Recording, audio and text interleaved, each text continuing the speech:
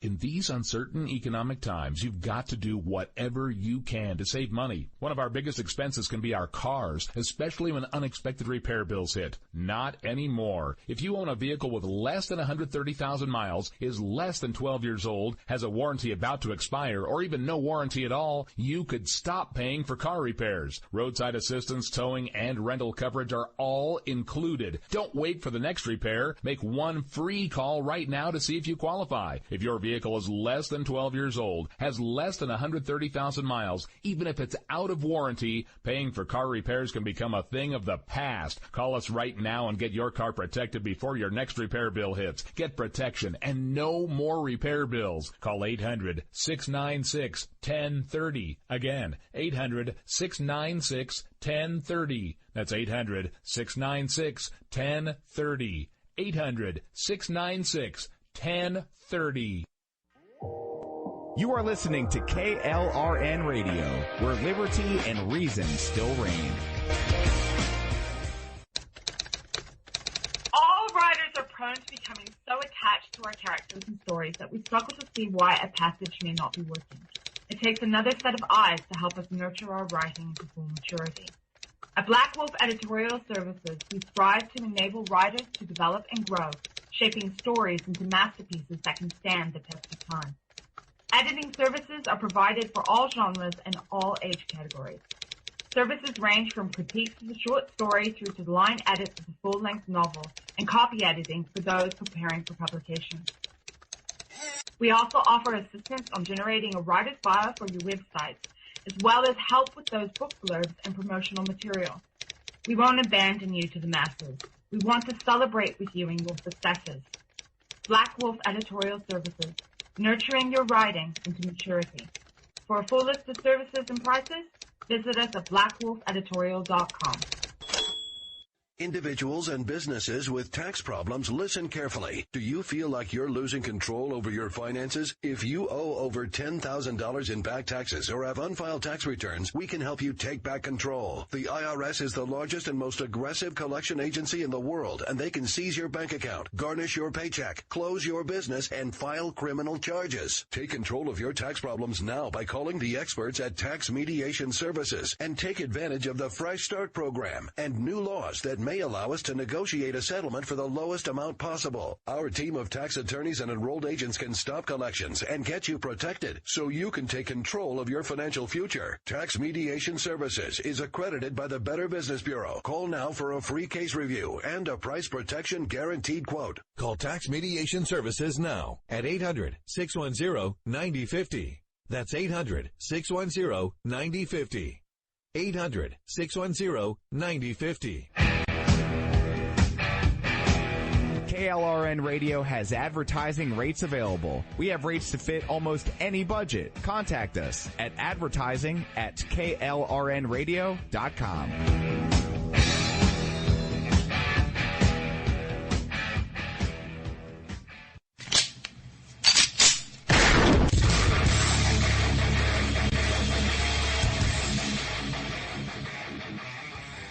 This is Slickery Trigger for Rebel Road Tactical. With proper care and feeding, your pistol will be ready when you need it, there to save your life. Shouldn't your gear be that good? Whether you need a holster for comfortable everyday carry or a tough-as-nails holster for your next training course, Rebel Road Tactical has what you need. Check us out on the web at rebelroadtactical.com.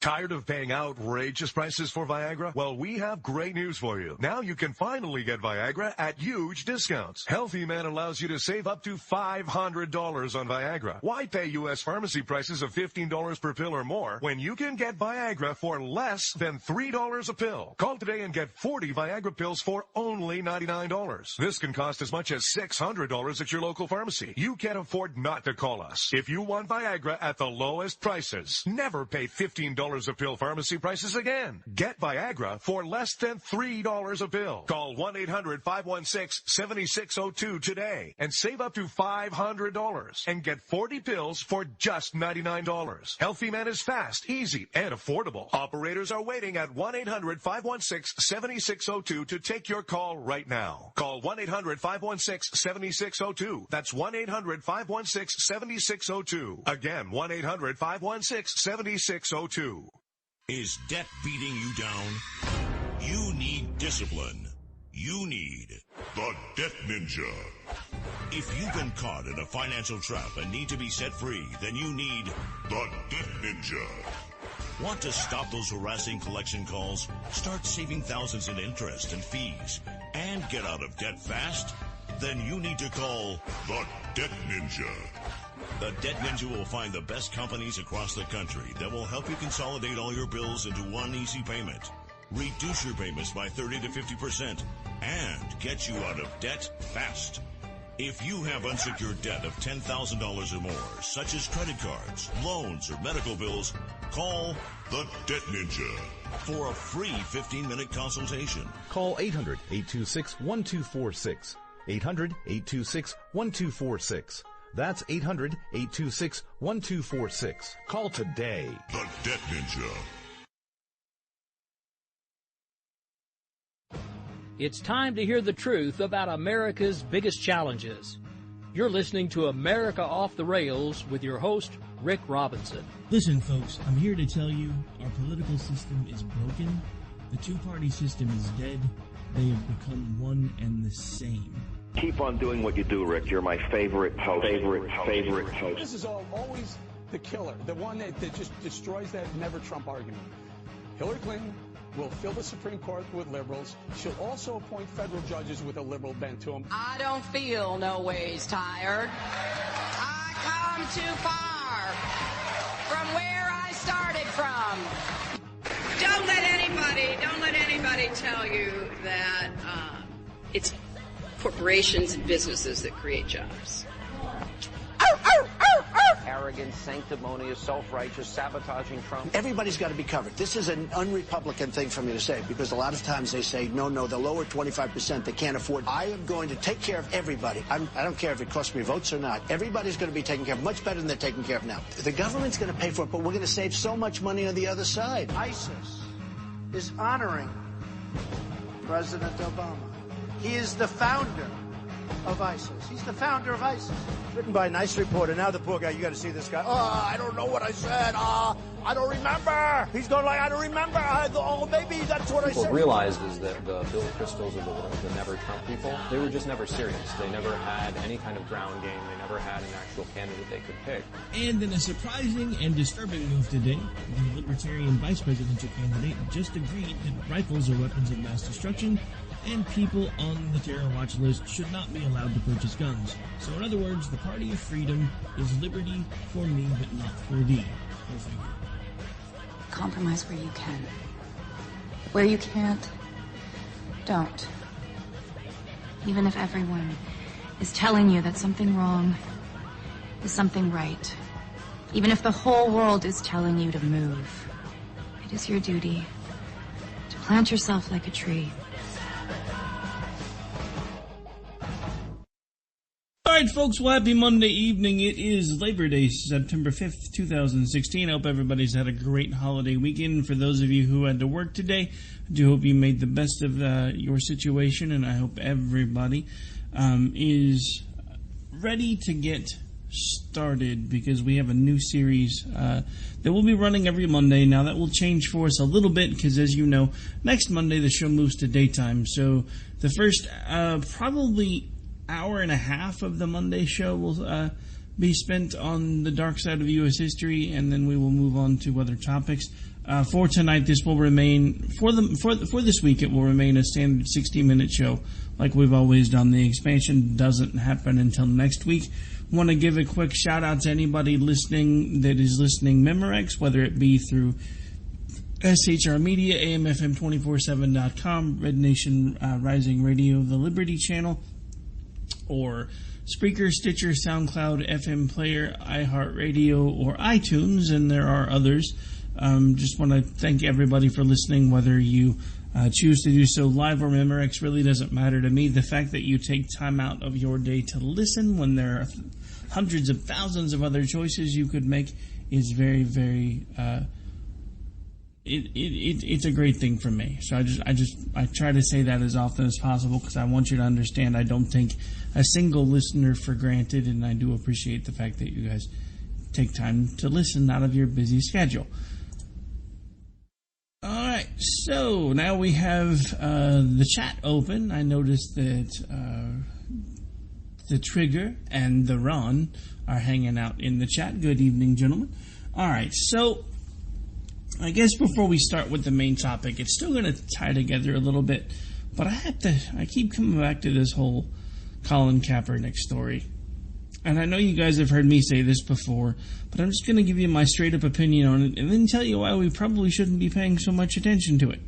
Simple fact of the matter is, Colin Kaepernick has the constitutional right to behave like a douchebag if that's what Colin Kaepernick wants to do. One of the reasons we shouldn't be paying so much attention to it is I'm pretty sure that it is an attention stunt. It's a publicity stunt. Go look at the numbers for his jersey sales for last year on the team. As far as the team store ranking went, he was the bottom jersey seller last year for the 49ers store online. Now he's the top seller. So first of all, I'm not entirely certain that he's not being disingenuous with his protestations. Second of all, even if he is or isn't, it really doesn't matter. People fought, bled, and died for our ability to exercise our beliefs freely in speech, and that's exactly what he is doing. Now, why am I letting it go? Why do I sound like everybody else on the left that's like, this is really no big deal? It's because honestly, it's not. Look, it is to us. And that's the part I don't want you to think I'm letting go of. When I saw what he did, and I saw that he did it not only once, but now twice, I was angry on the inside. But then I realized that's what he's wanting to have happen. He wants us to be angry. He wants us to be angry enough that we're paying extra attention to him, his antics, and his team. And it's working. So now my question, while we start delving into the dark side of U.S. history, because this does kind of tie into it a little bit, why is the media making such a big deal about this story? Why didn't they make such a big deal about the Ryan Lochte story? Just curious, because there's been a very important thing that happened first with the Ryan Lochte story, and then when that one kind of lost its traction, this one seems to have kind of picked it up, and the media has been running with it because people are outraged. You know what all the outrage and all the anger and the media keeping it stirred up is not letting a lot of folks realize? The Pentagon has lost $6.3 trillion. Nearly half of our national debt has been lost by the Pentagon. Now, they say lost, I'm not so sure, and this is not a tinfoil hat moment for me, but I want to remind you guys that now that we have the hindsight of history, one of the last times a large sum of money like this came up missing from the Pentagon was a week from yesterday in 2000. Well, no, it was September 9th or 10th was when they first started talking about money coming up missing, and that was 2001.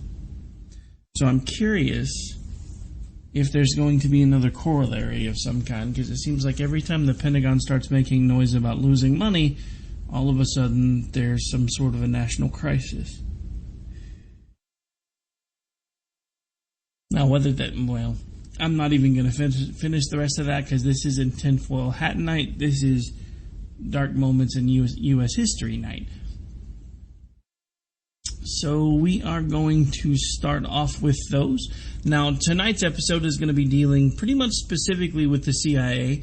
It may actually take us a few episodes to get through all of the things the CIA have been involved with. We're going to focus specifically on this episode, though, with drugs. And has the CIA secretly been running drugs for the U.S. government? And if so, for how long? have an audio clip I want to play for you real quick, and then we'll start digging into the meat of it.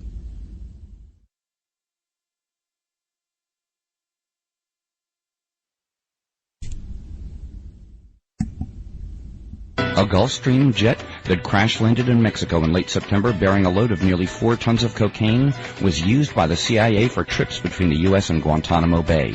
But that's just the tip of the iceberg. I speak as a retired international covert operative for the Drug Enforcement Administration.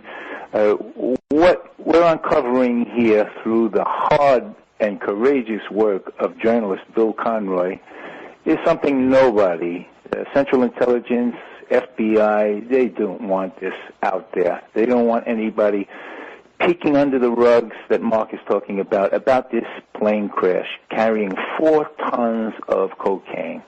Any kind of corruption you could imagine occurs. And when you talk about 4 tons of cocaine coming into the United States with the involvement of a man who worked as a pilot for CIA, DEA, and FBI, who was obviously somebody who was a shaker and a mover. This jet crashed in late September of this year in the Yucatan. It had about 4 tons of coke on it, and it flew out of Fort Lauderdale to Mexico, and from Mexico to Colombia, Rio Negro, Colombia, is where it took off from, which is just outside of Medellin. And, it obviously picked up the coke in Colombia and was headed back toward our neck of the woods. Yeah, that's the route.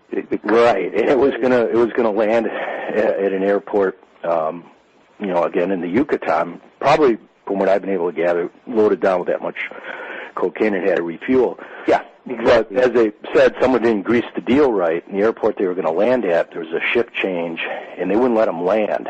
So they went to another airport, tried to land, they wouldn't land there, and they basically got stranded in the air, ran out of fuel, and had to ditch it. And that's how they got caught. So it was a deal that went bad, apparently. What's come out on it so far is the jet that they were flying, we got the FAA records on it, and the Europeans have been looking into the rendition flights that the CIA, the agency, was running for, Guantanamo. And these tail numbers on this jet that crashed show up in some of their research as being used, this jet being used for at least 3 flights to Guantanamo between 03 and 05. All right, so there you have it. Recently, a jet crashed that was used by the CIA. But one of the funny things they found was when the jet crashed, it had tons and tons and tons of cocaine aboard. Now, you might think this is a one-time incident, but let's not forget, I've spent the last several months trying to tell everybody that the government has not necessarily worked for us in a very long time, that they don't have our best interests at heart, and they typically are doing all kinds of whatever it is they feel they need to do to generate money, hold on to power, etc. So what we're going to do is we are going to take a really long look at the CIA and them being involved in drug trades, and we're going to kind of work backwards. First little snippet we're going to talk about is from the mid-'80s to the early 90s, and this would involve Haiti. While working to keep key Haitian military and political leaders in power, the CIA turned a blind eye to their clients' drug trafficking. In 1986, the agency added some more names to its payroll by creating a new Haitian organization, the National Intelligence Service, or SIN. SIN was purportedly created to fight the cocaine trade, though SIN officers themselves engaged in the trafficking, a trade aided and abetted by some of the Haitian military and political leaders. So there we have, in the mid-'80s and early 90s in Haiti, the CIA was intricately involved, or at least tertiarily involved, in drug trade. They knew about it, they didn't do anything about it, they even condoned it and helped create a group to facilitate it that was supposedly going to combat it. And everybody knows where a good portion of those drugs go. They go here. So why were they turning a blind eye to it? Pretty simple. Money. The CIA found a way to make money. They've been doing it for decades. It's how they get their black book funding. It's how they get the projects funded that nobody knows they do because they can't have a paper trail for them any other way. Now, 1980s to early 1990s, Afghanistan. CIA-supported Mujahideen rebels engaged heavily in drug trafficking while fighting against the Soviet-supported government and its plans to reform the very backward Afghan society. The agency's principal client was Gulbuddin Hekmayer, I probably just butchered his name, one of the leading drug lords and leading heroin refiner. CIA supplied trucks and mules which had carried arms into Afghanistan were used to transport opium to laboratories along the Afghan-Pakistan border. The output provided up to 1/2 of the heroin used annually in the United States and 3/4 of that used in Western Europe. U.S. officials admitted in 1990 that they had failed to investigate or take action against the drug operation because of a desire not to offend their Pakistani and Afghan allies. In 1993, an official of the DEA called Afghanistan the new Columbia of the drug world. Now, why is this one significant? Why is it important? I want you to look at what we just talked about. We're talking about Afghanistan in the 80s and the 90s. Cold War's at its peak. The enemy of the enemy is my friend was the message of the day. We worked with anyone who was opposed to Russia, regardless of their political beliefs, regardless of their religious beliefs. It didn't really matter. As long as they were opposed to communism, we made them a friend. We've been creating our own enemies now for decades, and we don't even realize it. All in and for the sake of creating power and holding on to power and maintaining power. And again, for the CIA money, because they need money for their budget. There are things that they can't really put in the budget, and we all know about them. They don't want us to know about them, but we still know about them. Alright, so then we have 1980s, Central America. Then I have a kind of an audio clip that will go along with this one. This one's a bit longer, so we'll just probably wait to play it till we get back from the break. The San Jose Mercury News series documents just one thread of the interwoven operations linking the CIA, the Contras, and the cocaine cartels. Obsessed with overthrowing the leftist Sandinista government in Nicaragua, Reagan administration officials tolerated drug trafficking as long as the traffickers gave support to the Contras. In 1989, the Senate Subcommittee on Terrorism, Narcotics and International Operations, the Kerry Committee, oddly enough, concluded a 3-year investigation by stating there was substantial evidence of drug smuggling through the war zones on the part of individual Contras. Contra suppliers, Contra pilots, mercenaries who worked for the Contras, and Contra supporters throughout the region. U.S. officials involved in Central America failed to address the drug issue for fear of jeopardizing the war efforts against Nicaragua. In each case, one or another agency of the U.S. government had information regarding the involvement either while it was occurring or immediately thereafter. Senior U.S. policymakers were not immune to the idea that drug money was a perfect solution to the Contras' funding problems. Now, why is this one important, you might say? There's another interesting little corollary that I kind of lump into the dark side of U.S. history. This story that we're talking about now didn't actually break until the 90s. But there was another very important distraction going on around the time of the 90s. And this was happening around the same time. It was the Monica Lewinsky scandal.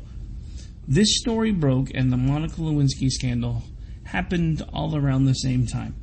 Now, I have a question for you, and it's something that's been driving me crazy.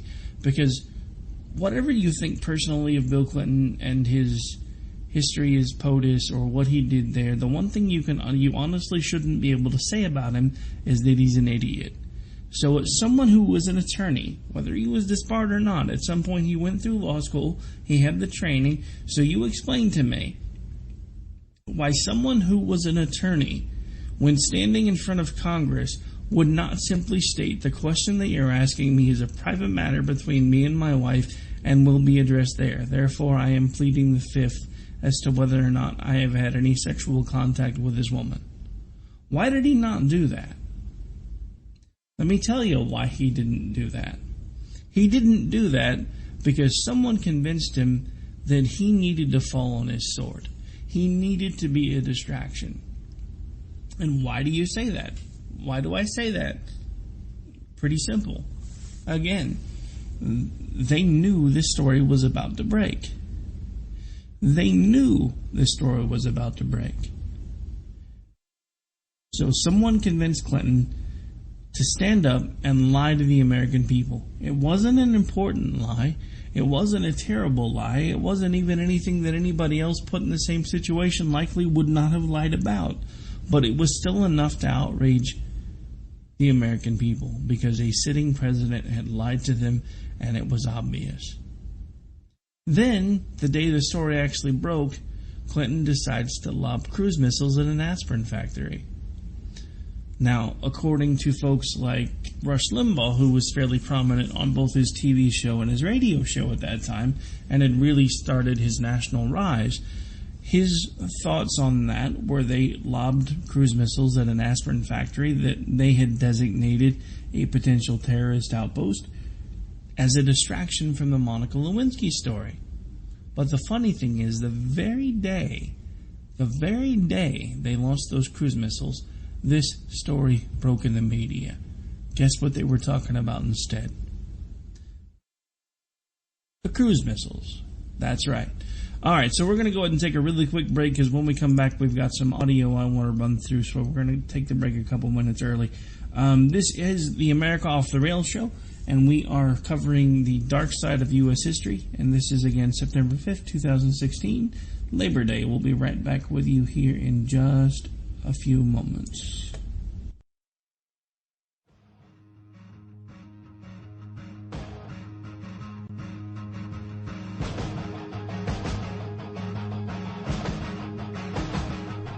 Stay tuned. Things are going to get real interesting. You're listening to the Spark Radio Network.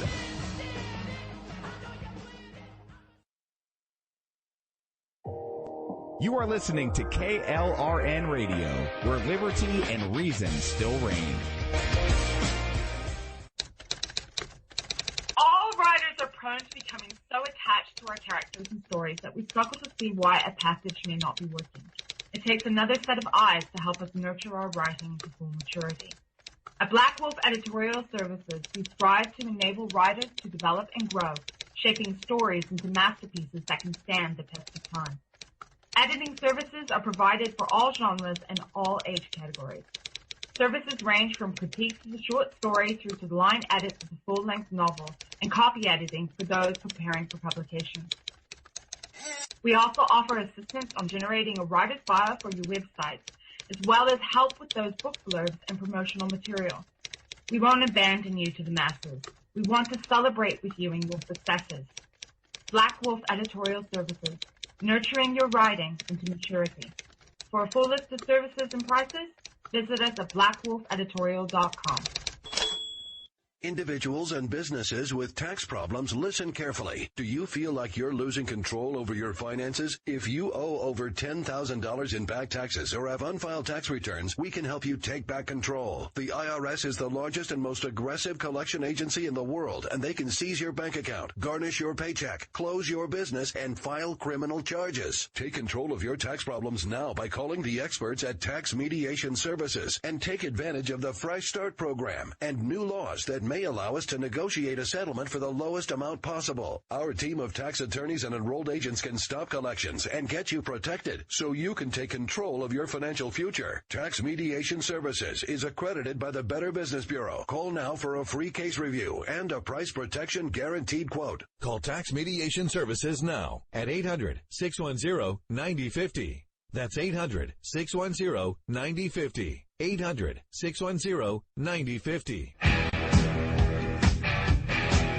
KLRN Radio has advertising rates available. We have rates to fit almost any budget. Contact us at advertising@klrnradio.com.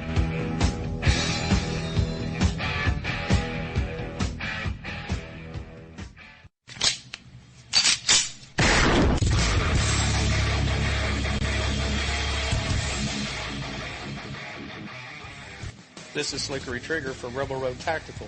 With proper care and feeding, your pistol will be ready when you need it, there to save your life. Shouldn't your gear be that good?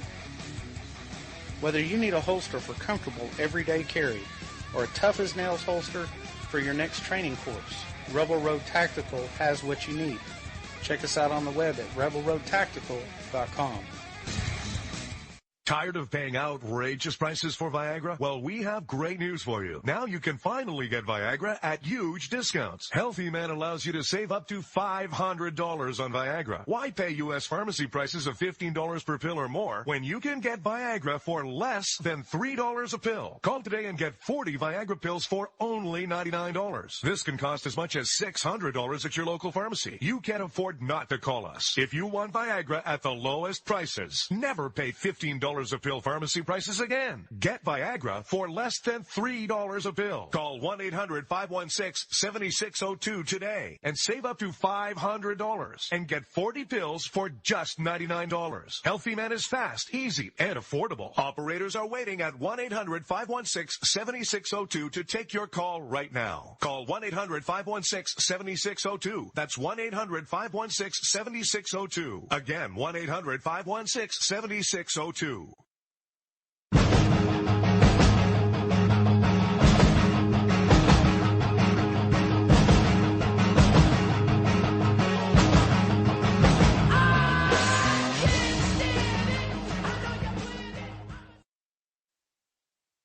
All right, folks, welcome back. This is America Off the Rails. I'm your host, Rick Robinson. We're into the last half of the show. My, oh my, where does the time go? All right, so in case you've just joined us, we've been talking about the dark side of U.S. history.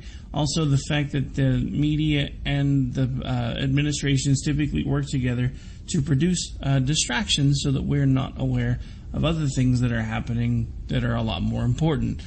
Case in point, Ryan Lochte and this incident with Colin Kaepernick seem to be being used to distract folks from the fact that the Pentagon has misplaced $6.3 trillion. Also, there was the Monica Lewinsky scandal and President Clinton lobbing cruise missiles at an aspirin factory, which preeminently at first seemed to be being used as a distraction from the weak stance he had on terror as well as this scandal. But truth be told, there was a news story that broke the same day about the Reagan administration using the CIA to raise money for the Contra Group because they couldn't get the money from Congress. Now, I will tell you that history tells a slightly different story. Of course, Reagan gets the trouble because his name was at the top of the letterhead, but let's not forget his vice presidential running mate, and at that point, the vice president was very high up in the CIA. Is actually, if memory serves, I believe he was the director of CIA at one point. So I really don't think Reagan had too much to do with it. Because if you listen to the medical reports of around that time frame, he was already starting to show the beginning onset signs of Alzheimer's when that stuff was occurring. So I think if anybody's to blame, there are other folks in the administration that likely hold a lot more of the blame than POTUS, but ultimately it was still his responsibility and his problem. Now, there's a bit of an audio clip I want to run for you now. I didn't have a chance to edit this one very much. This is actually pulled straight from a video. Usually I'll edit out some of the weird musical breaks where it's like showing you things you can't read, but I didn't really have a chance to do that with this one. We're going to let it run anyway because it's got some pretty interesting stuff in there. And this is actually from Gary Webb. You might recognize that name. We'll talk a little bit more about him when the clip's done.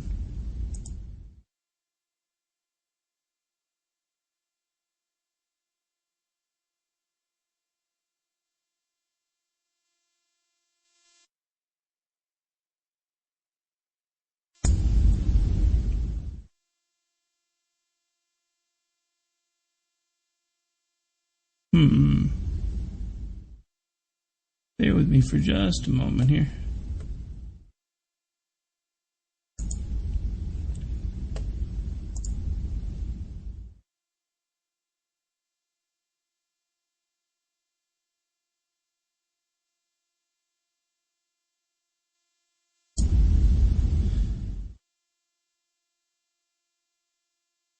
Alright, hang on. We're going to have to do this one the old-fashioned way.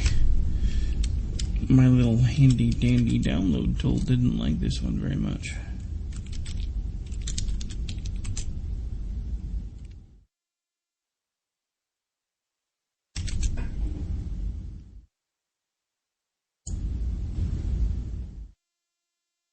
Alright, here we go.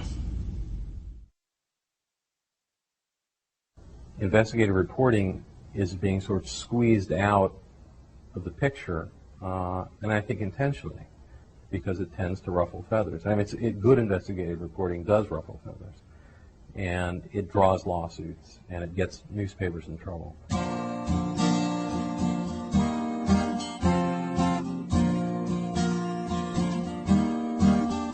Old pirates, yes, they rob I, sold I to the merchant ship. My name's Gary Webb. I am an investigative journalist. I've been an investigative journalist for about 25 years for daily newspapers.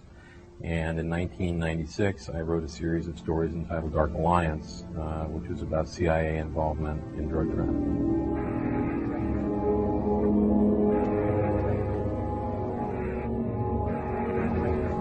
What my story showed was that the cocaine that was being sold in those neighborhoods was coming from mainly one source, and this one source was being used to finance a guerrilla war in Central America.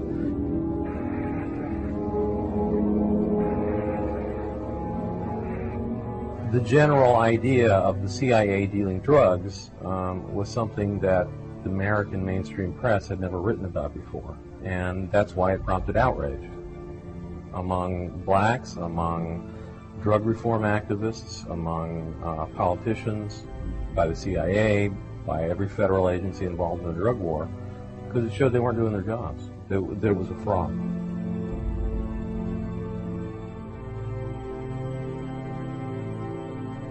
Right after we published the stories, the support we got from the media was very favorable. Newsweek magazine did a big piece on the story and said it was well documented and well researched. The website was getting like 1 million hits a day. There were marches in Watts, there were marches in Compton, there were candlelight vigils. Every California senator demanded an official investigation. So the story itself was really building momentum. The government reaction was no reaction.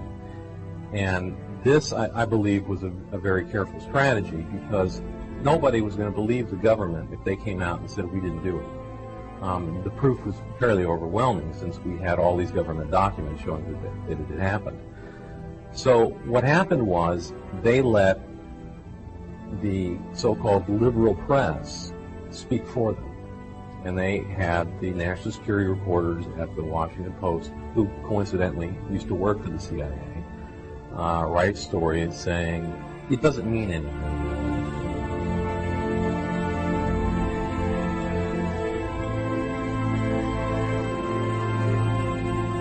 It was a distraction from what the story said, and it became sort of a media war between the Mercury News, which stood behind the story at that point, and the rest of the establishment media, who wanted us to back away from it.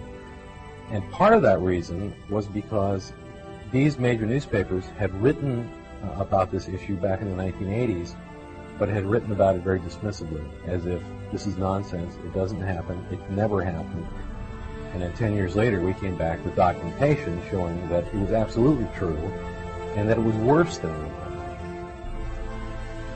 We had gotten the story out around them, and we had gotten it out in a big way that they couldn't control, and that was through the internet.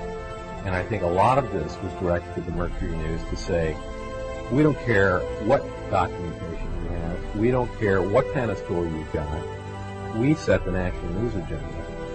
And if we don't like your story, we will kill your story regardless of its truth.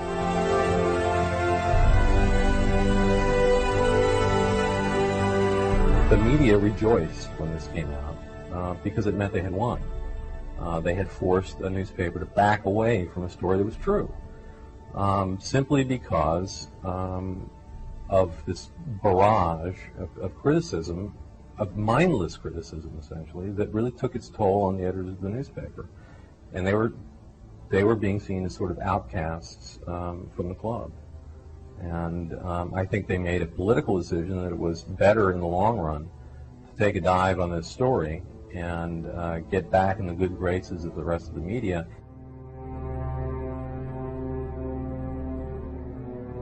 It was essentially a war between my editors and myself because I wouldn't apologize for the story or back away from the story, and fought them on it publicly. And so they transferred me to a bureau that was 140 miles from where I lived, and I called in sick a lot.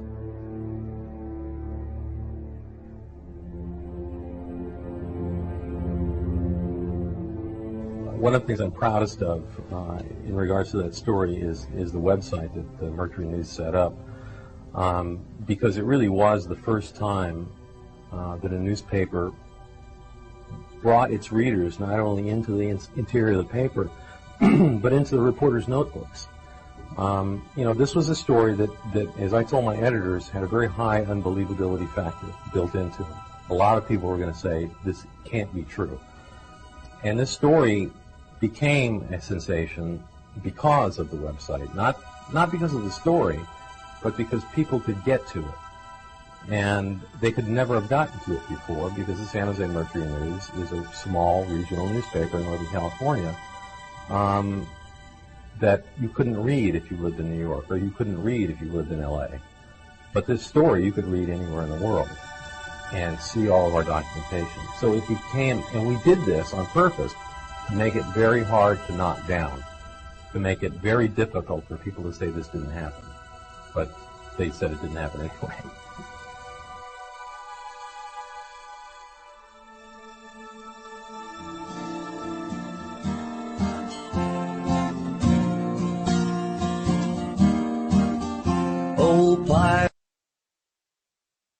Alright, so there you have from Gary Webb, the author of the story that actually eventually did break and kind of exposed the whole Iran-Contra situation, and the fact that the CIA was at least tacitly involved in drug running to fund it. There is a movie that I would recommend if you, because a lot of folks don't have time to do the research that I do. I enjoy research, and it's one of the reasons why I started a talk show. I love looking into things. I like trying to see why things happen the way they happen, and it's part of what makes me good at this, and it's also part of what makes me want to bang my head against the table repeatedly when I see an election cycle like this one. But the movie is called Kill the Messenger, and it actually outlines all of this story that you just heard a little 6.5-minute blurb on. And the simple fact of the matter is the story itself is very compelling. And I have to admit, I actually watched the movie even knowing some of the things that I did. I watched it anyway. Because look, I've said this from day one. Reagan has always been a hero of mine. But look, the simple fact of the matter is everyone that ever holds office is a human being. They're never going to get anything 100% right. As a matter of fact, there's going to be more than sometimes they get things wrong. Now, I don't know, again, if Reagan was involved in this or whether it happened using folks that reported directly to him, and maybe he wasn't made fully aware of it, but even if he was, it doesn't really matter at this point because it's history. But the scary thing about the Gary Webb situation and the fact that the CIA has been doing this stuff for a very, very long time, and we're going to go back to probably at least a couple more overviews of that before we run out of time, is the ending of the Gary Webb story. Gary Webb supposedly committed suicide. If you listen to the media who reported the fact that he was found dead in his apartment, and this was after he had gone through a divorce, he lost his wife, the story basically broke him. But he did it anyway. And he was found dead in his apartment a few days after the story officially broke and actually stuck. Except the scary thing is, if you look at the reports, it was ruled a suicide, but somehow he managed to shoot himself in the head 2 times. Now, I'm not calling anybody out on that one. I'm not saying the government did it. I don't know how it happened. I don't know what happened.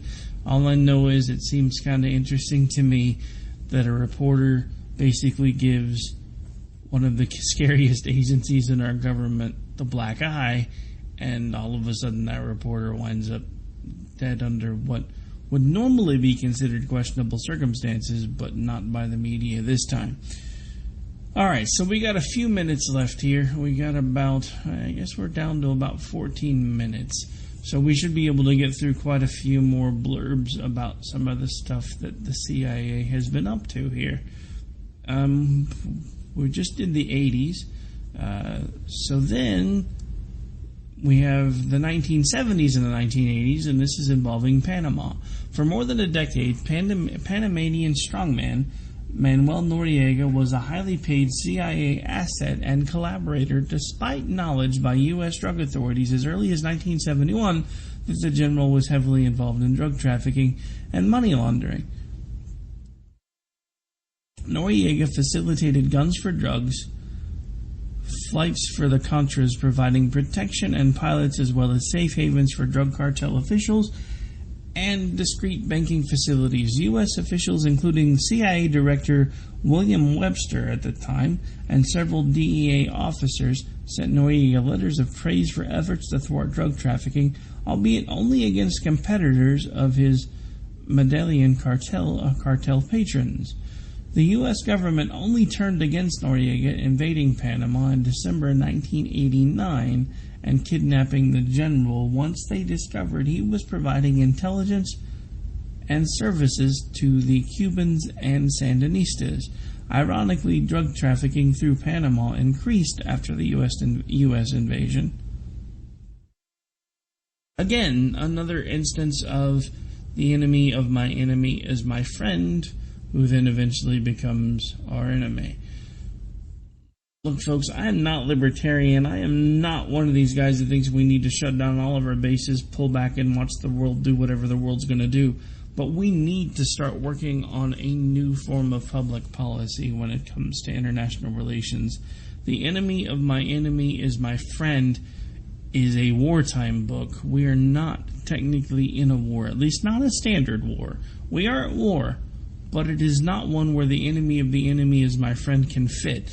It's the same problem that we ran into in the Cold War, because we had a clear designated enemy there, but it wasn't a war like any others that we had faced.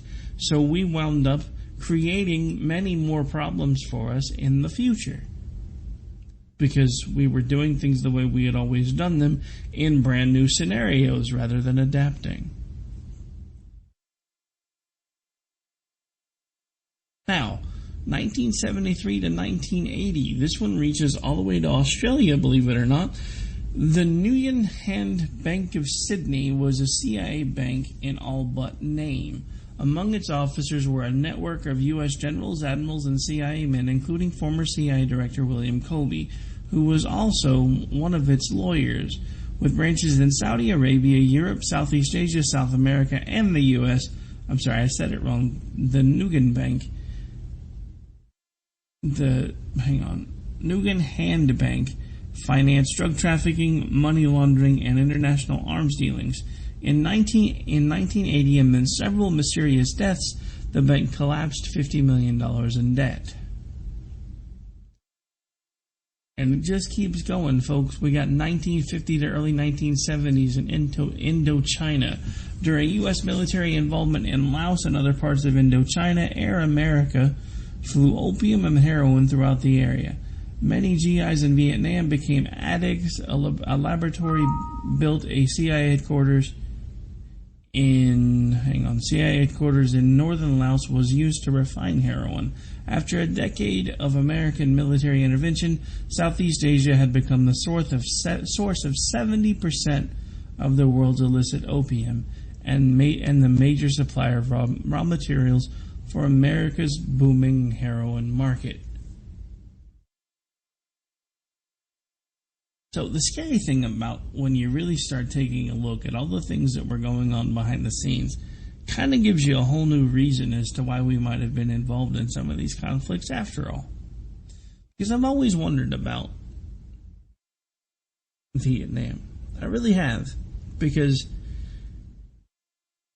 look, as a student of history, when I looked at Vietnam, when I started looking at some of the things that they had done after World War II, it kind of made sense in a certain level as to why pretty much after World War II we stopped trying to win wars.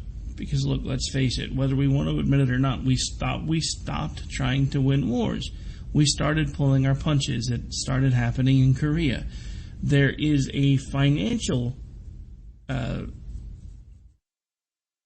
corollary to that, though, I guess you could say. Because what they started doing was they started putting together ways to make sure that all the governments' economies were intertwined. That way no one government could attack another one to the point of it being nearly obliterated without risking the rest of the world facing financial collapse. It was a kind of an offshoot of the mutually assured destruction that nuclear weapons had provided once both Russia and the U.S. had nuclear weapons.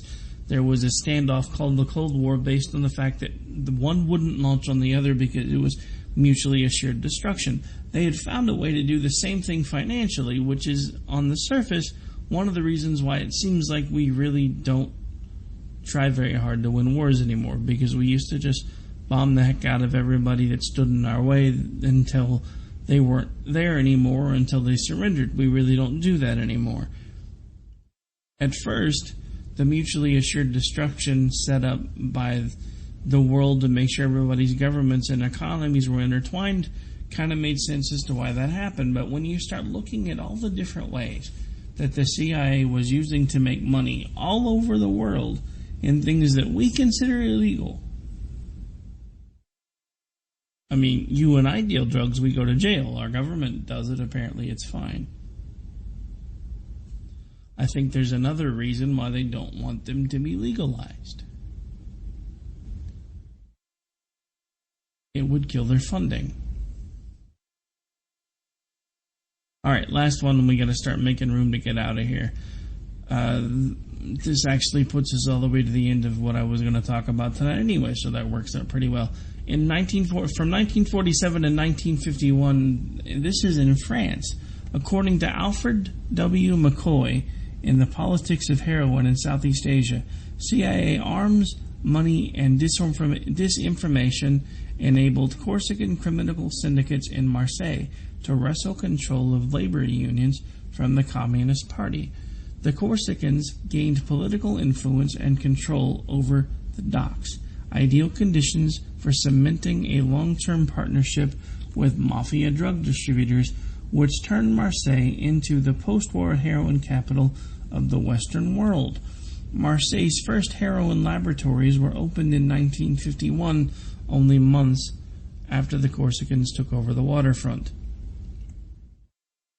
So again, we allowed criminal syndicate to wrestle control of labor unions from the Communist Party because we were more afraid of the Communist Party, and eventually they wound up probably being an even bigger mess or threat than the Communist Party was in France. I mean, look, like I said, I'm not a non-interventionalist. I'm really not. But we need to start thinking about the things that we're doing because we're not looking further down the board. Look at this. From 1947 all the way to the 1990s, and probably still going on today, but I couldn't find any more accurate records or more current records. The CIA has in some way either turned a blind eye or helped facilitate the drug trade all over the world. And yet people want to continue to tell us that our government has our best interest at heart. I'm sorry, I don't believe that anymore. Not seeing the collaboration between the two parties that have happened this election cycle, which is completely unprecedented, might I add. There has not been anything like this in my lifetime, and I can't find any historical references to a point in time where both parties had the same talking points, espoused a lot of the same ideals, and none of them were what was best for the country, and yet they're still trying to become president and nobody's paying attention. I mean, I don't know how much more plain we can make it, folks, when it really comes right down to it. These people do not have our best interest at heart.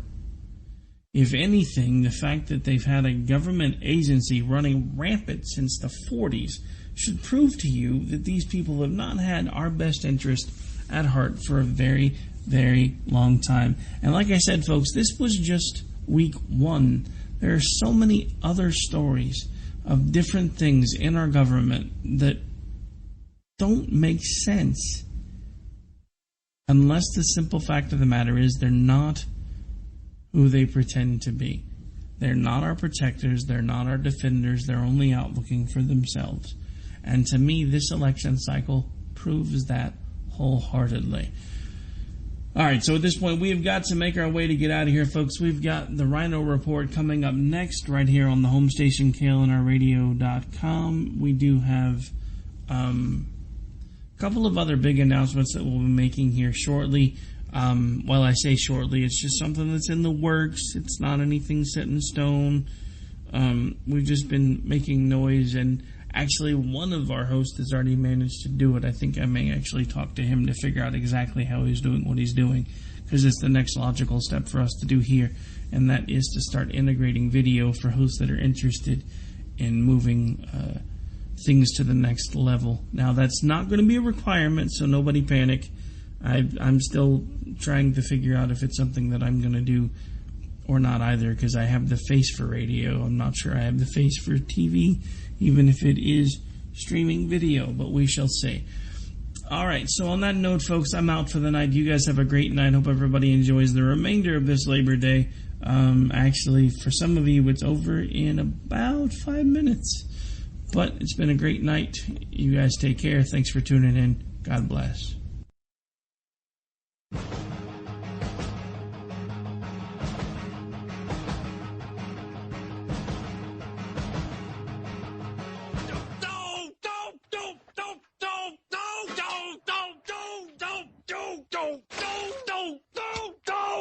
Screw you guys. I'm going home. Later. Game over, man. It's game over.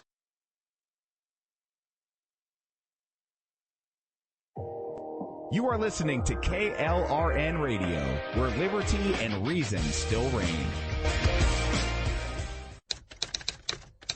All writers are prone to becoming so attached to our characters and stories that we struggle to see why a passage may not be working. It takes another set of eyes to help us nurture our writing to full maturity. At Black Wolf Editorial Services, we strive to enable writers to develop and grow, shaping stories into masterpieces that can stand the test of time. Editing services are provided for all genres and all age categories. Services range from critiques of the short story through to the line edits of the full-length novel and copy editing for those preparing for publication. We also offer assistance on generating a writer's bio for your website, as well as help with those book blurbs and promotional material. We won't abandon you to the masses. We want to celebrate with you in your successes. Black Wolf Editorial Services, nurturing your writing into maturity. For a full list of services and prices, visit us at blackwolfeditorial.com. Individuals and businesses with tax problems, listen carefully. Do you feel like you're losing control over your finances? If you owe over $10,000 in back taxes or have unfiled tax returns, we can help you take back control. The IRS is the largest and most aggressive collection agency in the world, and they can seize your bank account, garnish your paycheck, close your business, and file criminal charges. Take control of your tax problems now by calling the experts at Tax Mediation Services and take advantage of the Fresh Start program and new laws that may allow us to negotiate a settlement for the lowest amount possible. Our team of tax attorneys and enrolled agents can stop collections and get you protected so you can take control of your financial future. Tax Mediation Services is accredited by the Better Business Bureau. Call now for a free case review and a price protection guaranteed quote. Call Tax Mediation Services now at 800-610-9050. That's 800-610-9050. 800-610-9050. KLRN Radio has advertising rates available. We have rates to fit almost any budget. Contact us at advertising@klrnradio.com.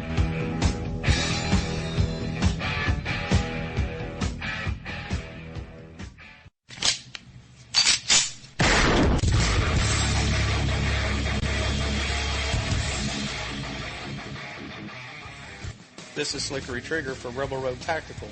With proper care and feeding, your pistol will be ready when you need it, there to save your life. Shouldn't your gear be that good?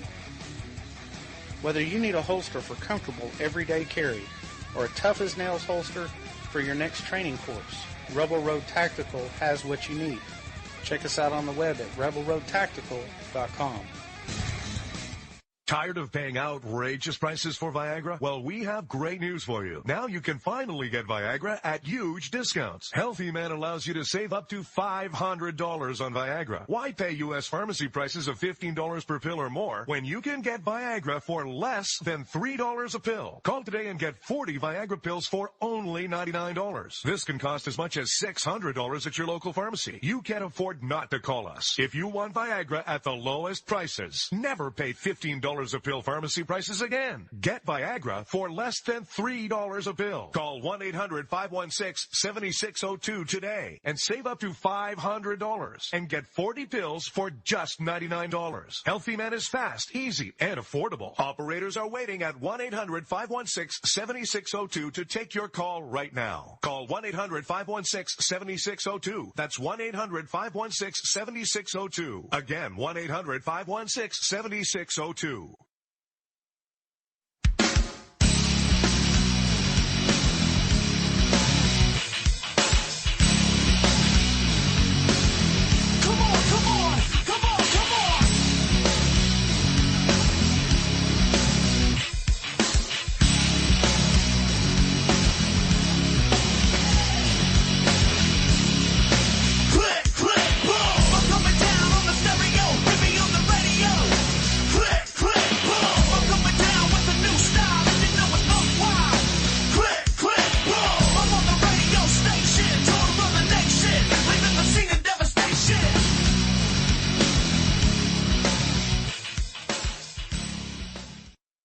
All right, happy Friday, folks. This is Vic Robinson, and you are listening to us live on KLNRradio.com. And we are a new show here on Friday nights. As you know, America Off the Rails used to be Monday through Friday. For about the last several weeks, we've had Mr. Dan Wright on here with us as a guest co-host on Fridays. America Off the Rails officially moves to a 3-hour time slot and a day shift time slot on Monday. So we've decided to keep the Friday slot going and actually rename the show and make him a permanent figure around here for as long as he wants to hang out. So we are now officially the Robinson and Wright Show. Good evening, folks. How are you? I'm one half of the crew. You know me. Here's the other guy, Mr. Wright. How are you, sir? Good, Rick. How you doing? I am doing all right, except it's been kind of fun watching the alt-right have a total meltdown today. Just saying. It's, yeah, we were involved in it a little bit there before going on the air. Actually, we were so involved in it, I almost missed my own start of my show. It was so much fun to watch. And the funny thing is, they seem to think they're winning the argument because it's still going. Right. While they're all muted. Oh no! See, there's the kicker, brother. I like to tell people they're muted, then watch them and eat popcorn. See, I tell people they're muted. I have them muted, but I was able to watch it all because I was paying attention to you. Yeah, see, I just enjoyed telling people that they're blocked or muted, and then I pop popcorn and wait for the fireworks. And sure enough, eventually these folks didn't disappoint. So it's been fun. They've spent the whole night calling everybody that they don't seem to agree with fat, ugly, and terrible people, etc. And I'm just thinking, seems like you might be one of those all on the inside, even if you. Yeah, and the wonderfulness of them just bringing people's kids into it too. Dude, I love that. It was 6 minutes in before the oven comment. I was like, gee, I wondered when that was going to show up. Wow. Yeah. This is the class that is the alt-right folks. These are the folks that are co-opting the Republican Party. And those of you, and look, I'm going to say this very carefully because I know some of you that are doing this because you don't feel like you have any choice left at all. But for those of you that are supporting Donald Trump as anything other than a last-ditch effort to stop Hillary Clinton because you feel like you don't have any other choice available, you are willingly and knowingly helping the alt-right become an established part of the Republican Party. And they will continue to grow. We actually have a few minutes of audio from these folks saying the very same thing, that they're using the events of the day and they're going to be using chaos to make sure that they maintain control of the party that's basically now theirs. This was the gist of an hour-and-a-half conference that I made it about a third of the way through today before I had to go gouge my eyes out and, long story, but... Yeah, I couldn't get through it either. It was actually the first 10 to 15 minutes of it I found comical, but then it got to the point where it's like, these people really believe this, and it's really disgusting me. The first 15 minutes is comical. I mean, it really is. I'm going to use the term. The first 15 minutes, they literally cuck themselves. I think we're going to call next week's show Go Cuck Yourself. I think we really should do that because by then we'll have more time to take this apart. I'm sure there'll be even more fun stuff in the news because, hey, guess what? Everybody's going to vote for Trump, right? He's going to make it big. It's going to be huge, and he's going to draw in people like he's never drawn in before. He's only up by 8 points in Texas. He was up 9 last time I looked. It's 8 now. It's on the way down. It's going the wrong direction. But hey, he's the guy that's going to cross over to all the Democrats, right? Guess what? There weren't very many Reagan Democrats to begin with. And when you've lost 30 to 40% of the Republican Party, you ain't going to make it, Skippy. I don't care how good your math is or how much your math relies on the new Common Core methods. It's not going to happen. No, and the thing is too, it all depends on what polls you look at. Like, I'm kind of a 538 freak. If you look at 538, he's not even up that much in Texas because it's a composite of all the polls, and it's a formula of election composites. It's like 20,000 election composites every morning.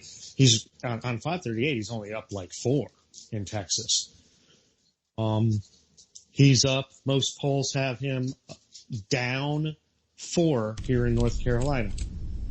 Could you ever imagine that North Carolina would be blue? North Carolina is blue right now. No. No. I never in a million years ever thought we would get to the point where states like Texas and North Carolina would either be blue or headed to blue. And it's all thanks to Donald Trump for basically running a caricature campaign of a Saturday Night Live version of what a Republican should be. The folks that ate it up based on the fact that, and here's the thing. Elections aren't about principles anymore. And we have audio that basically goes along with this that we'll be playing after the break. But elections aren't about principles anymore. They're about name recognition. They're about how well do you know this person's name. Never mind what they stand for. Can you remember their name when you're in the ballot box? That's all they're going to be worried about is can you remember their name? That's it. And do they have a D or an R next to that name? That's it. Neither, to me, it's the uniparty. It is what it is. I mean, in my mind, either one of them gets the White House, there really isn't a whole lot of difference. We got huge worries with either one of them. We've talked about it before. It all just needs to blow up and burn down. Something has to give, because it's a good old boys country club. That's all it is between both parties. There's really no difference. We're in trouble either way. Sorry, I didn't mean to leave you hanging. The wife was blowing up the phone. Big announcement for those of you following local football here in Oklahoma. The Washington Warriors just killed Purcell like 28-0, and my son was part of the game. Sadly, it was an away game, and I didn't have my allergy medicine with me, and I had to go get it filled, so I had to go to the chiropractor and then go to the pharmacy, and by the time I got home, I was like, you know what, I'm not even going to try to fight that crowd, because I'll get to see him play on Monday anyway, because right now he's playing JV and varsity, so I get to see him twice a week as it is. Besides, I'm starting to think maybe I'm a good luck charm, because anytime I don't go, they win. I'm just kind of thinking maybe I should start staying home. So, anyway. Don't do that. I used to say that too.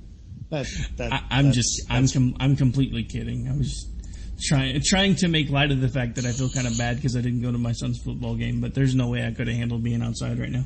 And to make up for the fact that I'm coming in blind because I had no idea what you were talking about because the wife kept ringing my phone. I'm like, I'm on the air right now, right? And she's like, oh crap, I forgot. So yeah. So anyway, I'm back now. The good news is it's pretty easy to figure out what you were talking about. It's probably the fact that we're pretty much screwed. Because look, no matter who wins this election, we still lose. There is no clear path to getting us to the point where America will be better after this election than she was before this election. It's not going to happen under Trump. It's not going to happen under Hillary. The only thing that might save us is the fact that enough people are starting to figure out that both of them are jabronis, that we might be able to hold the majority in the Senate and the House long enough to make sure neither one of them can do any real damage. The thing that irritates me about having to say this again is this is the same thing we said both in 2008 and 2012 when we realized we lost because we keep putting up these milquetoast, namby-pamby candidates. And I get people want somebody with a backbone. They want somebody willing to stand up and say what they believe. But they also need to make sure they pick somebody that understands that it's not win at all cost under any circumstances and the ends justify the means, because that's how Trump plays the game. That's how Trump has played the game his entire life. It's how he gets where he wants to be, by stepping on anyone who gets in his way, by refusing to pay contractors and then letting them take them to court, by filing bankruptcy and leaving people holding the bag, by changing his story depending on who he's talking to, and yet somehow this is the person that everybody thinks is going to make America great again. When did principles stop mattering? That's the question I've been asking myself and everybody I talk to all week. When did we stop standing for anything? Because we don't anymore. No, we don't. And it's kind of disheartening. I really think it started. I think it started Bush 1 into Clinton. Now, I really, and George W. And I think his presidency would have been much different if 9/11 hadn't happened. I really put a lot of trust into him. And I think for what he had to deal with, I think he did a good job. But I think it really started with the tail end of Bush 1 into the Clinton administration, where morals definitely went out the window. With Bill. And I don't think Bill was a terrible president for a Democrat. I thought he was okay. But morally, he's a degenerate. And our morals have degenerated since then. today. I mean, right now, Obama will not sign the 9/11 bill because he doesn't want the families to be able to sue his precious Saudi Arabia. It's passed the House and the Senate, and he won't sign it. I mean, are we going to have a president that actually really does put the country ahead of himself? It's not going to be Trump, and it's not going to be Hillary. I can tell you that right now. They are both complete. I think every president, to a certain extent, is a narcissist. I think you need to be president of the United States, but they are both complete narcissists. They care about themselves before anything, and that's what we're going to end up with. Cares about his personal or her personal agenda ahead of the country, which is what we've had for the last 8 years. And it's interesting that we keep coming back to this, because I've been saying, honestly, from the day that I woke up, and again, just in case we have new listeners, because this is a newly branded show, so I think it's gotten a little bit of attention because we've been talking about it for a while now.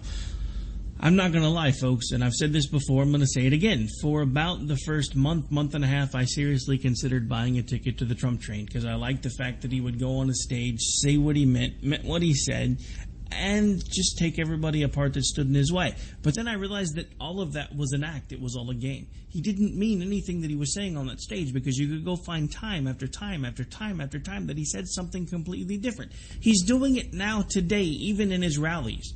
He says one thing in one rally, he says another in another, but he knows that if somebody tries to point it out, all he has to do is say, well, the media just hates me, so they're spinning what I say. I actually read a transcript of something that he said in an interview.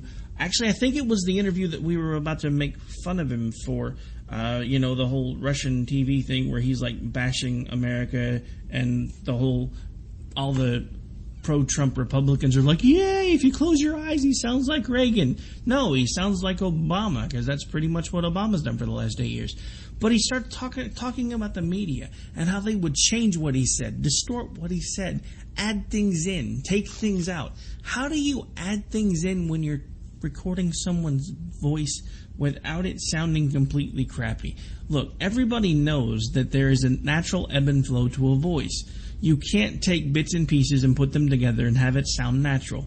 So the fact that he's saying that proves to me that, one, he doesn't understand technology. Two, it's just another way of him trying to discount the fact that more and more people are coming out and saying he's not saying the same thing in one group that he's saying in another, which is what we've been saying all along, because you can see proof of it all over YouTube, because he says one thing today, said something else several weeks ago, said something else even weeks before that.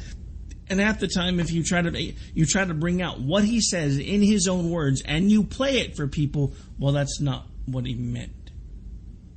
Correct. And to compare him going on Russian TV to Reagan dealing with the Russians, he said, he went on he talked to them like we were the greatest thing on the face of the earth and you couldn't screw with us. Trump goes on Russian TV and basically talks about how bad off we are with Obama in office. That's not how you go in and you talk to somebody that, I'm not going to sit here and say that Russia's an all-out enemy, but they are. They are. The Cold War ended, but it's two countries that still have never completely trusted each other. And to go in there and put down the United States is horrible. It's the opposite of what Obama's doing, but it's just as bad. But yeah, especially the alt-right, they're like, yeah, this is fantastic. He's letting Putin know that the United States isn't the way it should be, and he's going to make it the way it should be. But no, that's not good. That's not a good thing. These people don't understand that. He's making us weak, making us look weak, at least. No, and you're right, and that again is a lot of the problem, because this is what, trying to watch my language, because occasionally shows that I do go over to terrestrial, so I try to make sure that when we're doing a recording, I don't have the 7-second dump, I don't say something stupid. So this is what really annoys the crap out of me, to put it in a way that they don't have to dump later, in case it goes somewhere. The simple fact of the matter is, when Obama did his apology tour, when he went around the world and told them how terrible we were, and apologized for the way America had been treating them before he was president, the right was incensed, and as well they should have been. The left should have been just as incensed, but they weren't, because it was their guy. But, you always hear all these things about, well, the Republicans aren't partisan like the Democrats. We really believe in the things that we say, and when people do something different, that's when we call them out. Well, no, not effective today, folks. Not effective today.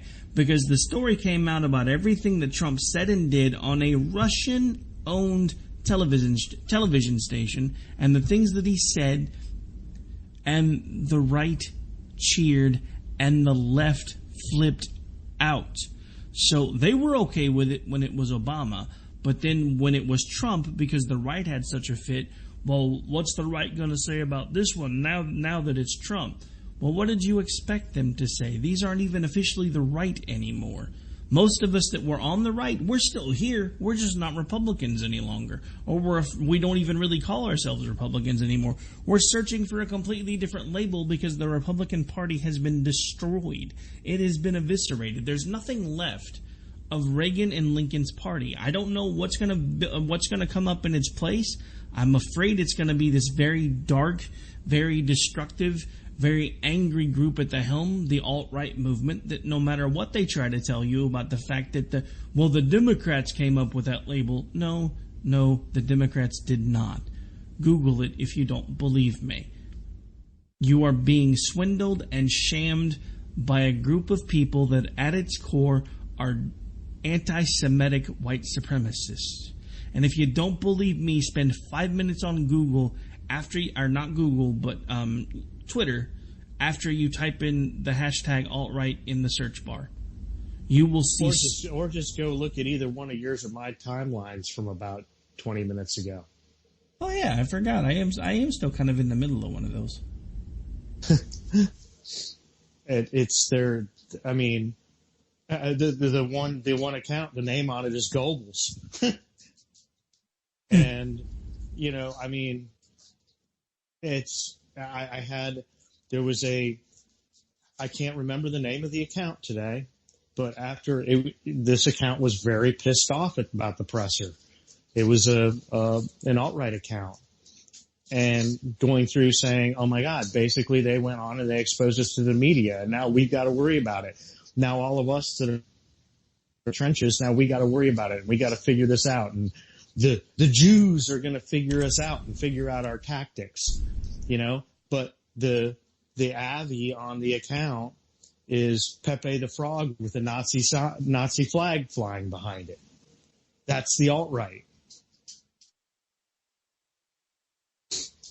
They say, oh my God, you called me a Nazi, yet half of the accounts are flying Nazi flags somewhere in the account. Yeah, I mean, exactly. But it's funny that you mentioned Pepe the Frog, because in the clip that we're about to play here in a few minutes when we come back from commercial, he actually mentioned Pepe. I was wondering if he was referring to the frog. I kind of think now he might be. Yes, he was. All right. So at this point, believe it or not, folks, we're already nearing the bottom of the hour. We're going to go ahead and take a break real quick because we do have some audio that we need to play when we get back from the break.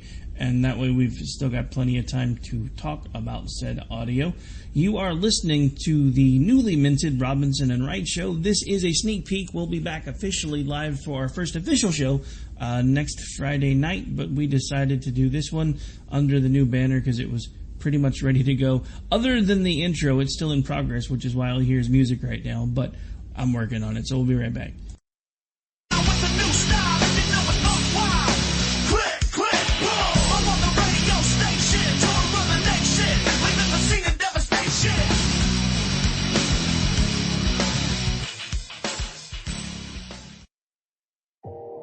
You are listening to KLRN Radio, where liberty and reason still reign. All writers are prone to becoming so attached to our characters and stories that we struggle to see why a passage may not be working. It takes another set of eyes to help us nurture our writing to full maturity. At Black Wolf Editorial Services, we strive to enable writers to develop and grow, shaping stories into masterpieces that can stand the test of time. Editing services are provided for all genres and all age categories. Services range from critiques of the short story through to line edits of the full-length novel and copy editing for those preparing for publication. We also offer assistance on generating a writer's bio for your websites, as well as help with those book blurbs and promotional material. We won't abandon you to the masses. We want to celebrate with you in your successes. Black Wolf Editorial Services, nurturing your writing into maturity. For a full list of services and prices, visit us at blackwolfeditorial.com.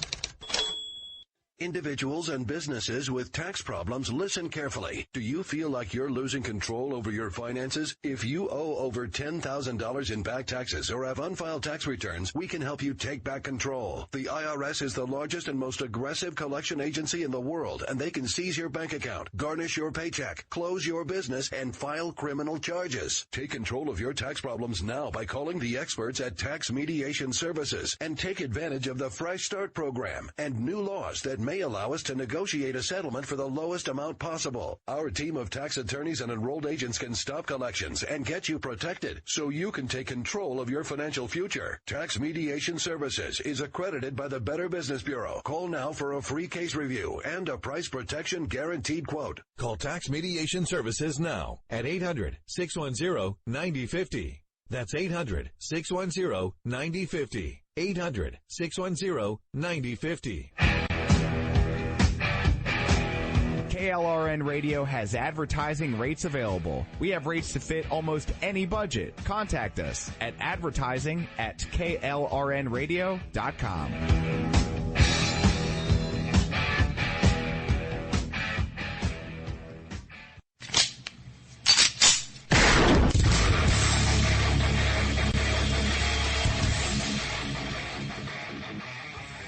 This is Slickery Trigger for Rebel Road Tactical.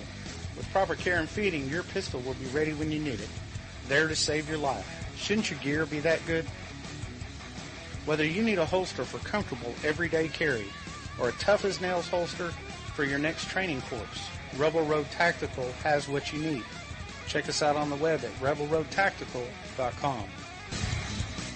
Tired of paying outrageous prices for Viagra? Well, we have great news for you. Now you can finally get Viagra at huge discounts. Healthy Man allows you to save up to $500 on Viagra. Why pay U.S. pharmacy prices of $15 per pill or more when you can get Viagra for less than $3 a pill? Call today and get 40 Viagra pills for only $99. This can cost as much as $600 at your local pharmacy. You can't afford not to call us. If you want Viagra at the lowest prices, never pay $15 a pill pharmacy prices again. Get Viagra for less than $3 a pill. Call 1-800-516-7602 today and save up to $500 and get 40 pills for just $99. Healthy Man is fast, easy, and affordable. Operators are waiting at 1-800-516-7602 to take your call right now. Call 1-800-516-7602. That's 1-800-516-7602. Again, 1-800-516-7602.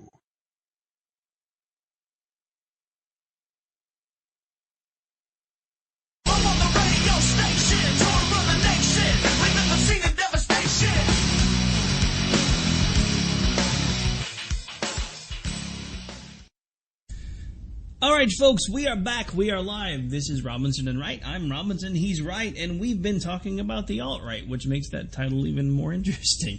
Now, the interesting thing about the alt-right is they had a presser today. And the alt-right rank and file are completely freaking out about said presser today. And again, it was like an hour and a half long. I only made it about 30 minutes in. I really didn't have much time to clean up a lot of the audio, but I wanted to grab at least one very important piece that I wanted you guys to be able to hear. And who knows, as I continue to break this apart, what I may wind up doing is cleaning up the audio a little bit more and turning it into YouTube videos and putting it on the KLRN YouTube channel, so that way you guys can go in and kind of pick it apart on your own, and it's not an hour and a half long. But who knows? It's not like I have tons of time to sit around editing audio, so I'm not sure if I'll get it done, but I'm going to give it a shot. But anyway, so here's the first part of the speech that I found pretty interesting. We were about 30-45 seconds in when I started clipping it out, so this is what I believe his first name is Richard. For some reason I can't ever remember his last name, but he's the one speaking right now, so here we go. Be authentic to the fact that we live in this. We live in a fragmenting, decaying society. We live in a society of a great deal of degeneracy. We live in a society in which the fundamental moral norms are illiberal.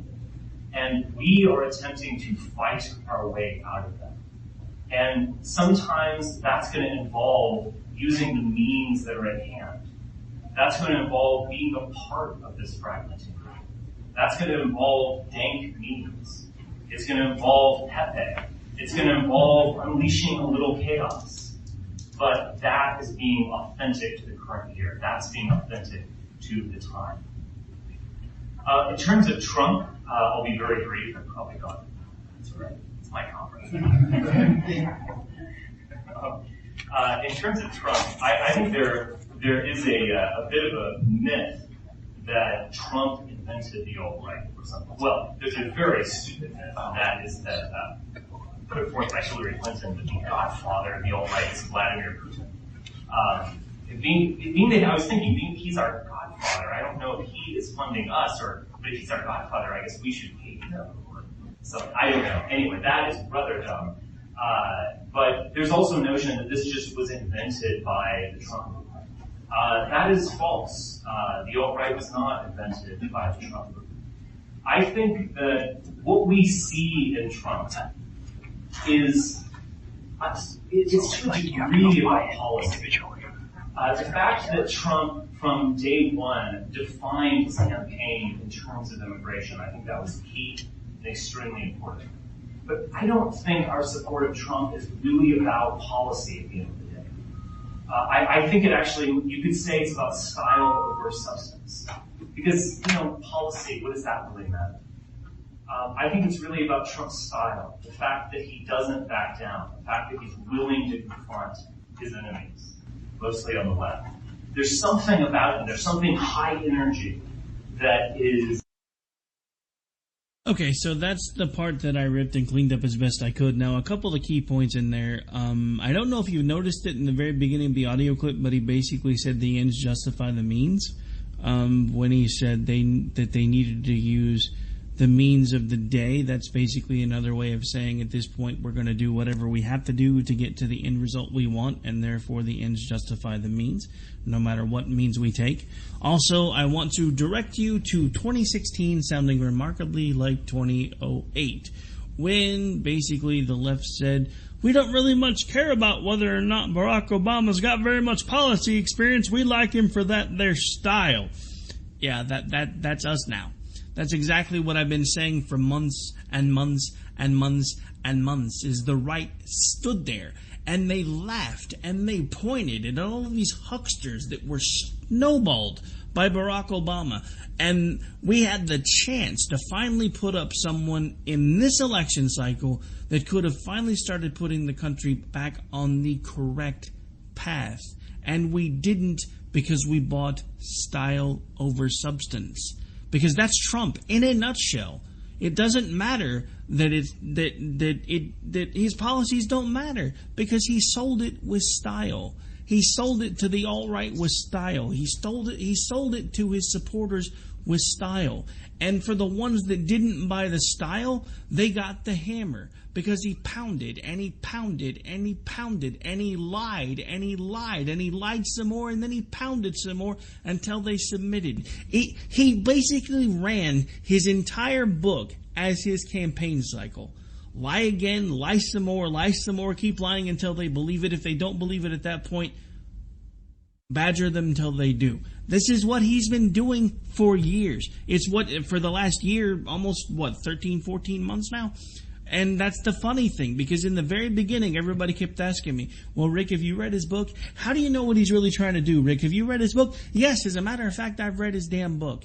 And for those of you that are asking me whether or not I've read it, did you bother to read it? Because about 40 pages in, you would have realized that he's been running the game of his book on the American public this entire time, and a lot of you bought it hook, line, and sinker. The rest of you who didn't were so terrified by your conditioning and the fact that the media and the two parties tell you that nobody but a Republican or a Democrat can ever be president, that even though 60% of us hate them both, hate their policies, don't think either one of them is the right choice for the country, everybody's still picking up the banner and pulling the lever that they think is going to get them the closest to their results, because by God, we can't try anything new because we've been told that we can only have a Democrat or a Republican president. I want to remind you that if that were true, Abraham Lincoln would have been a Whig, not a Republican. Absolutely.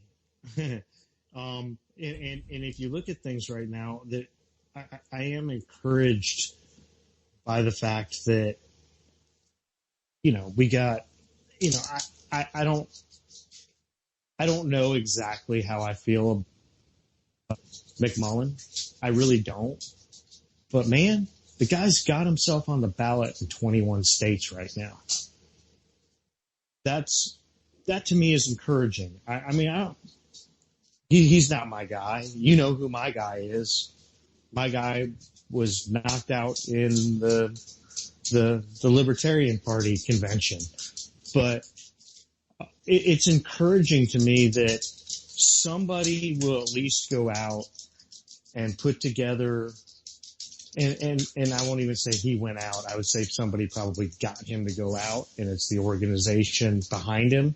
But for them to put something together this late in the game and get somebody on the ballot in 21 states, I find that very encouraging.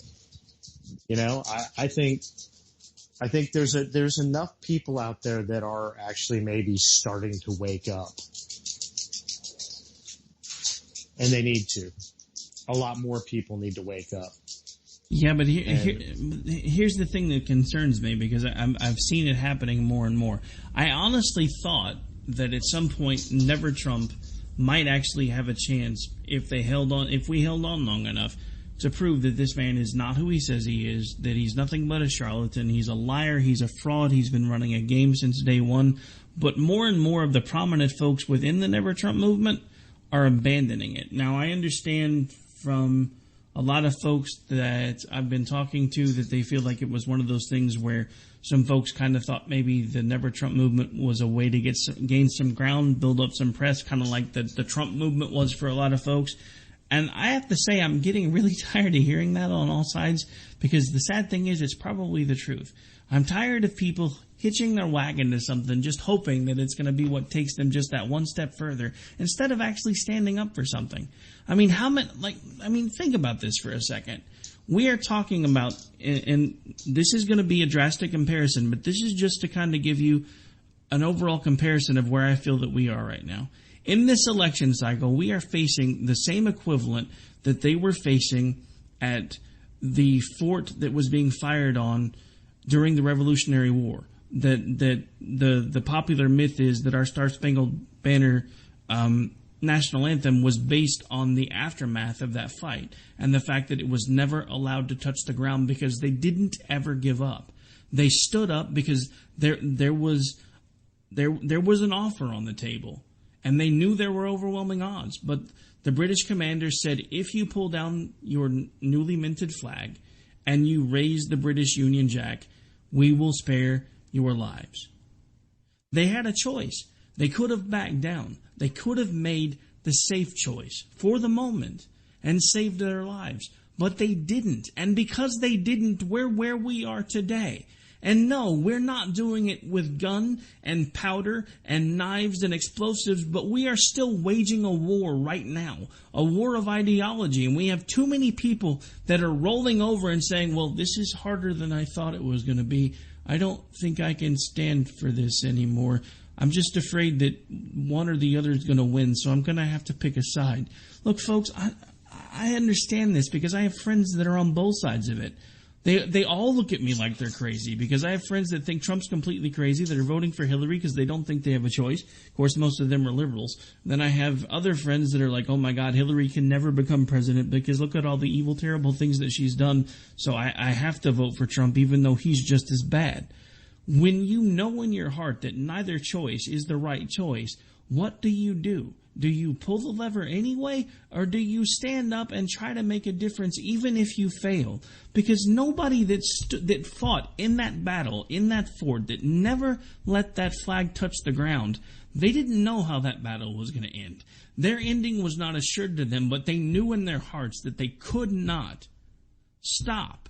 They could not give in. They could not surrender because if they did, the movement they started would die. And if they had, we wouldn't even be having this conversation right now. Or if we were, I'd probably have a British accent.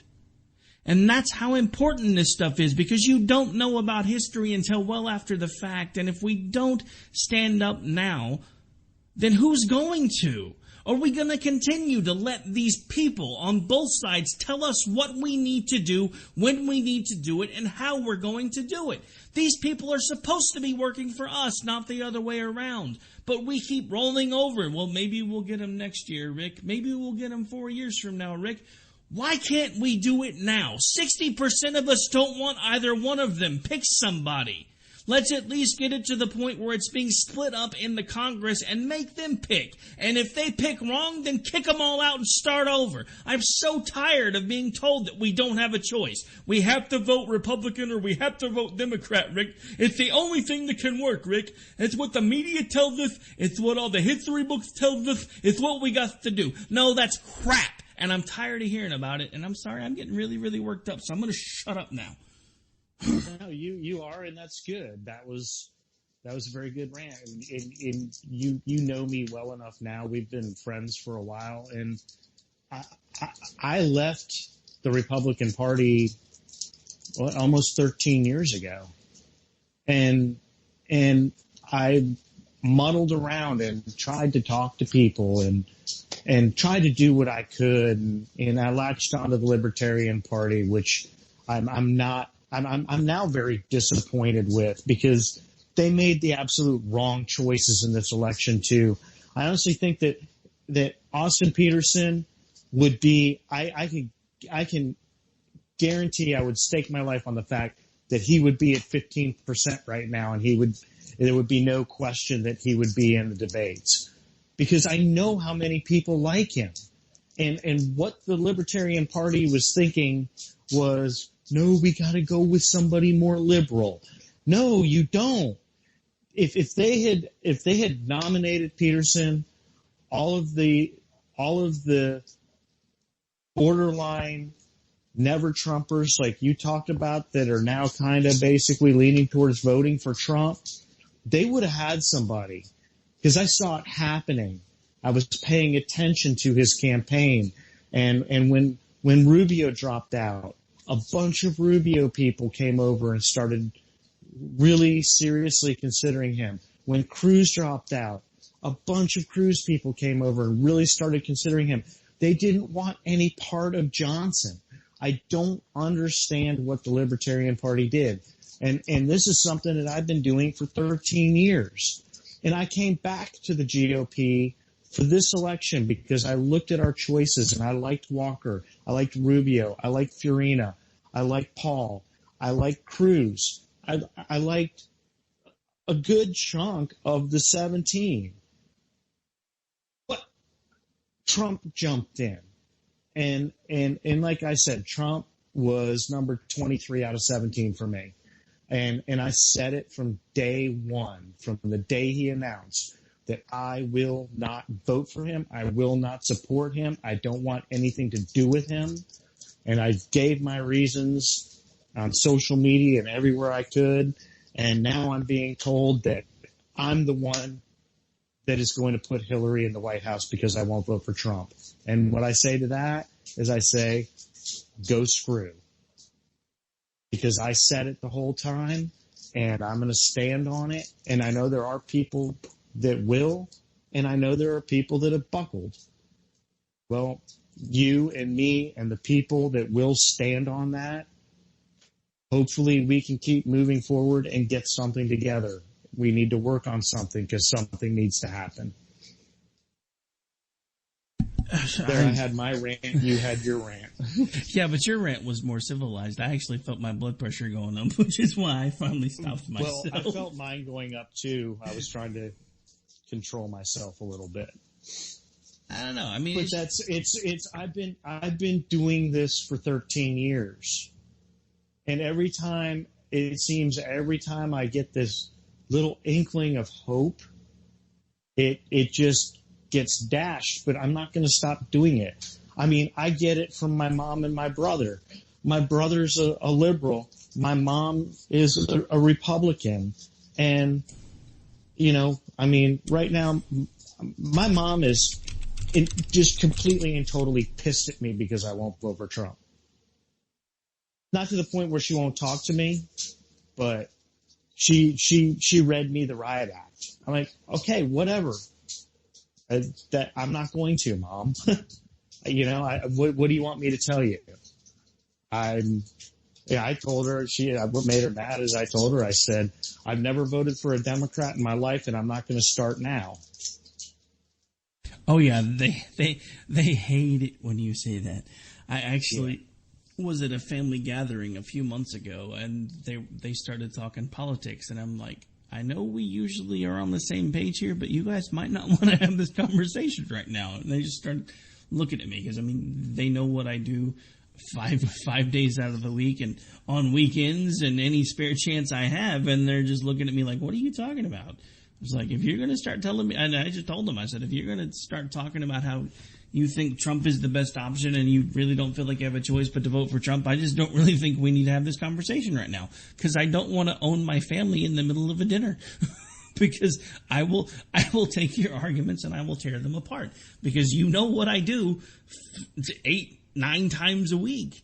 I have taken everything that has been said by both of them apart. I've put it back together. I've flipped it sideways. I've turned it upside down. And the simple fact of the matter is, the part that nobody wants to face, is they are both damn liars. You can't call one a liar without acknowledging that the other's a liar. But that's where we are now. Because principles don't matter. Style matters. Substance matters. Look at most of the things. With everything that we know about Hillary Clinton, look at the way they attack her. Oh, she looks old. She looks tired. She's having a coughing fit. She's sick. Because it's not about substance anymore. It's about style. Trump has the ability to put on a show, and the people are mesmerized by his show. It's no different than what I started saying as soon as I realized what he was doing. He's running a 3-ring circus, and he's keeping you looking from one ring to the second ring to the middle ring, and then if something goes wrong in one of them, he quickly hastens your attention to the other one. And that's what he does. He keeps you distracted. He keeps you off balance. He keeps you angry. Because that's how he keeps you focused. He has tapped into a deep-seated dark anger within this nation that everybody hoped was gone, but in our hearts we knew, we really did, because we've been talking about it for a while, that if this country ever went in the direction we're headed now, and went as dark as it looks like we are going to go, we are going to make Nazi Germany look like a pack of Girl Scouts. And you can see it happening on social media today. People that used to be friends, that used to stand shoulder to shoulder with one another, that are now turning on each other because one of them is saying crazy things about the Jews. And the other people are looking at them going, dude, we fought a war over this crap. We're not doing this again. Well, you're a damn liberal. No, I'm not. I'm somebody who understands that we've already done this. We don't need to do this again. That does not make me a liberal. And it's because we are seriously on the verge of an ideological civil war. In between the fact that we have this white group that's all of a sudden feeling threatened because of folks like Black Lives Matter, we have the black groups that are now calling for their own segregation, which sickens me, by the way. All of the people that have fought and died to give them the freedoms that they have, and now for their own safety, they're starting to segregate themselves again. So you're telling me that all of this noise that you've made for the last 40 years about how you wanted to be free and you wanted to be treated just like everybody else, that was just crap?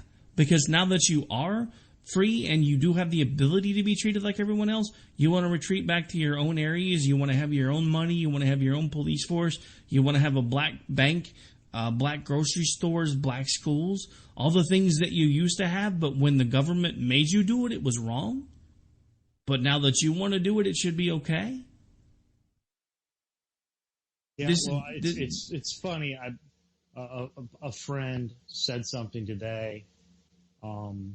They said they would like to see Black Lives Matter and the alt-right just kind of come head to head in the middle of, desolate Montana somewhere and with each other, and then the country would be fine.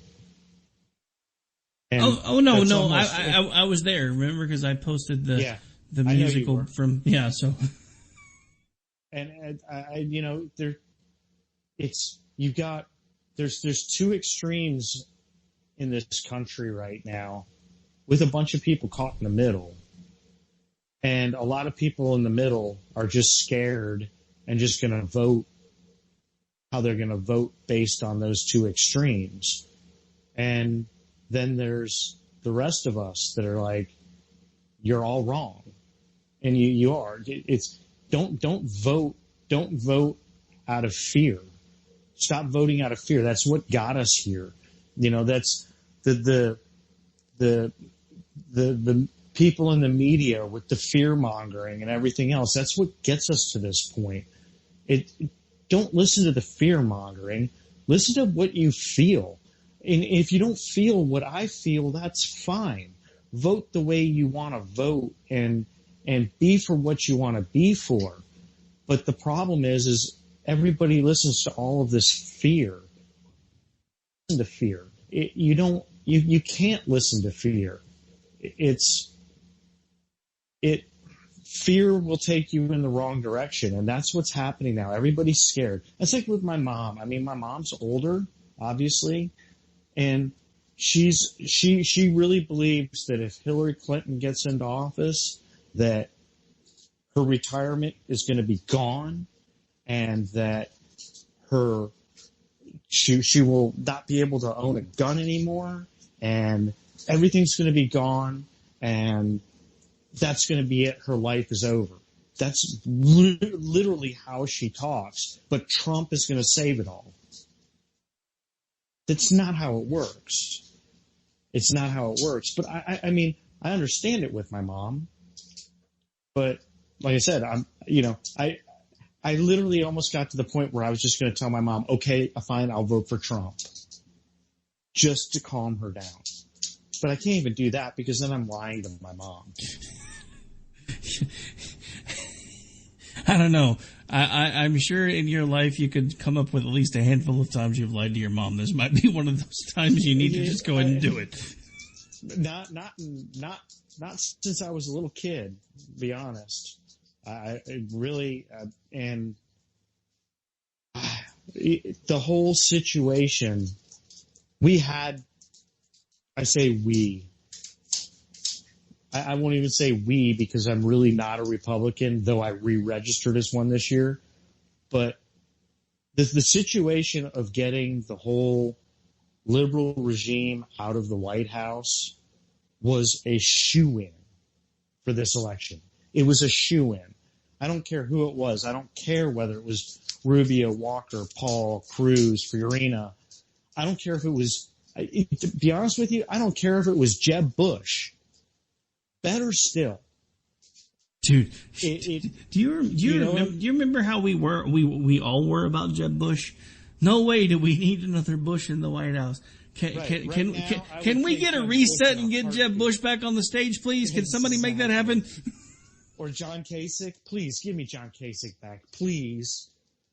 I mean, be honest with you, that was my mom's guy, was John Kasich, and I was cool with that. I was like, okay.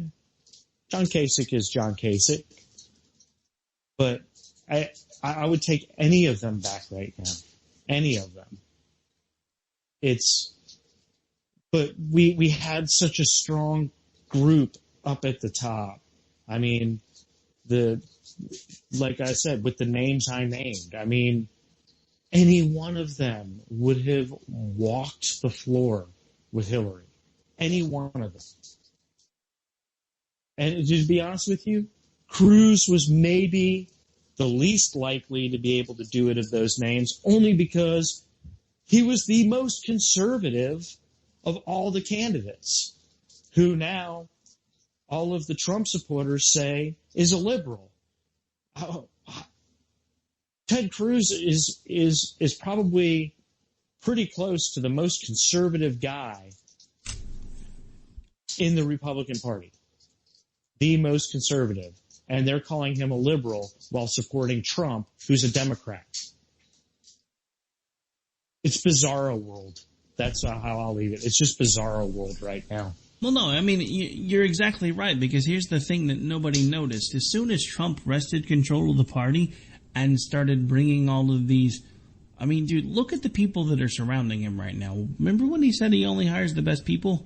He's got Ailes, who is facing lawsuit after lawsuit after lawsuit and settling lawsuit after lawsuit after lawsuit. He's got Bannon, which has basically turned Breitbart into the Trump cheerleading squad, which is really, really scary. Who is also, by the way, a self-proclaimed Leninist. He's not even conservative. I was just going to say that. Took the words right out of my mouth. A self-proclaimed Leninist. And that's who he's surrounding himself with. And then you see him constantly in this love fest with Putin. I'm almost 1,000% certain that Donald Trump in his room has a shirtless poster of Putin that he masturbates to every night. I'm just saying. He very well may. I've seen the memes, and the memes didn't shock me at all. With Donald riding on the back of the horse with the shirtless Putin. I've seen the same memes you refer to. Well, believe it or not, partner, we are officially out of time. Wow. Man. The first show went really long. Who knows? Maybe we'll start extending it a little bit once football season's done. But for now, I have to keep it an hour. Soon as football season's out of the way, if you're up with staying up a little bit later, we might extend it if you want. But I got people coming in hot here in about 10 minutes, so I got to get things shut down before the noise starts. So on the way out, why don't you remind folks where it is that they can interact with you when you're not hanging out with me? You can find me on Twitter at 1911G_fan. That's FAN. And I also do a show on Wednesday nights on HonAmericaRadio.com with Jason Taylor, who is at Han America, and we do show on Wednesday nights. It's pretty entertaining. We have quite a variety of regulars on there that gets a little out of control, but it's fun. And I, of course, am Rick Robinson, one of the head honchos around this place right here. I do radio here 5 days a week, sometimes twice a week now, or twice a day now. We have America Off the Rails now moving to 11 to 2 Eastern. So feel free to check that out in the mornings. It'll come on right after the Conservative Commando radio show ends. And then, of course, on Tuesdays and Thursdays, I do the Jen and Rick show with the very venerable Miss J.R. Homestead on Twitter, who's also a part of Misfit Politics, so check out her writings there if you so choose. And then, of course, every Friday night, I'll be here with Dan doing the Robinson and Wright show, and we do that every Friday night at 11 Eastern. And then, of course, usually I do Finding Common Ground on Saturday mornings. Yes, folks, I know I'm a workaholic. It's been about 6 years since my last meeting because there's no Workaholics Anonymous. But so I do that usually live every Saturday morning at 10 a.m. We aren't doing live shows tomorrow, but I do have a special show that I'm putting together. Miss Bella Blue, who did a couple of shows with me as a guest co-host way back in the day when Finding Common Ground first started, actually came and sat down with me last night. So we'll be mixing some of that into a new show for tomorrow morning. And then, of course, there's the Twitters, which is AOTR_host. There's also the email, which is Rick at K98, see, I almost did it again. Rick at KLRNradio.com or Ricky at the SparkRadioNetwork.com. And then, of course, you can also check out my writings currently on American Action News, and hoping to expand that soon, but hopefully I'll get some good news about that. And on that note, folks, we are on the way out the door. Want to thank everybody who tuned in for the special sneak preview of the Robinson and Wright Show. We'll be back with you officially starting next week. Take care, God bless, and if you're alt-right, just turn it off. We don't care.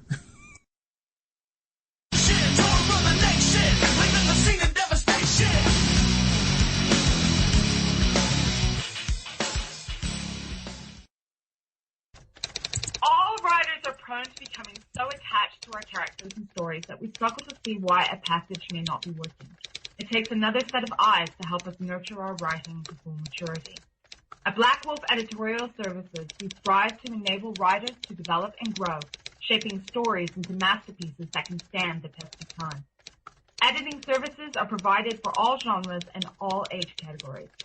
Services range from critiques of the short story through to the line edits of the full-length novel and copy editing for those preparing for publication.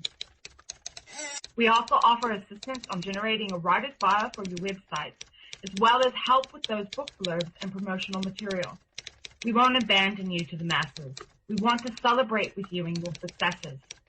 Black Wolf Editorial Services, nurturing your writing into maturity. For a full list of services and prices, visit us at blackwolfeditorial.com.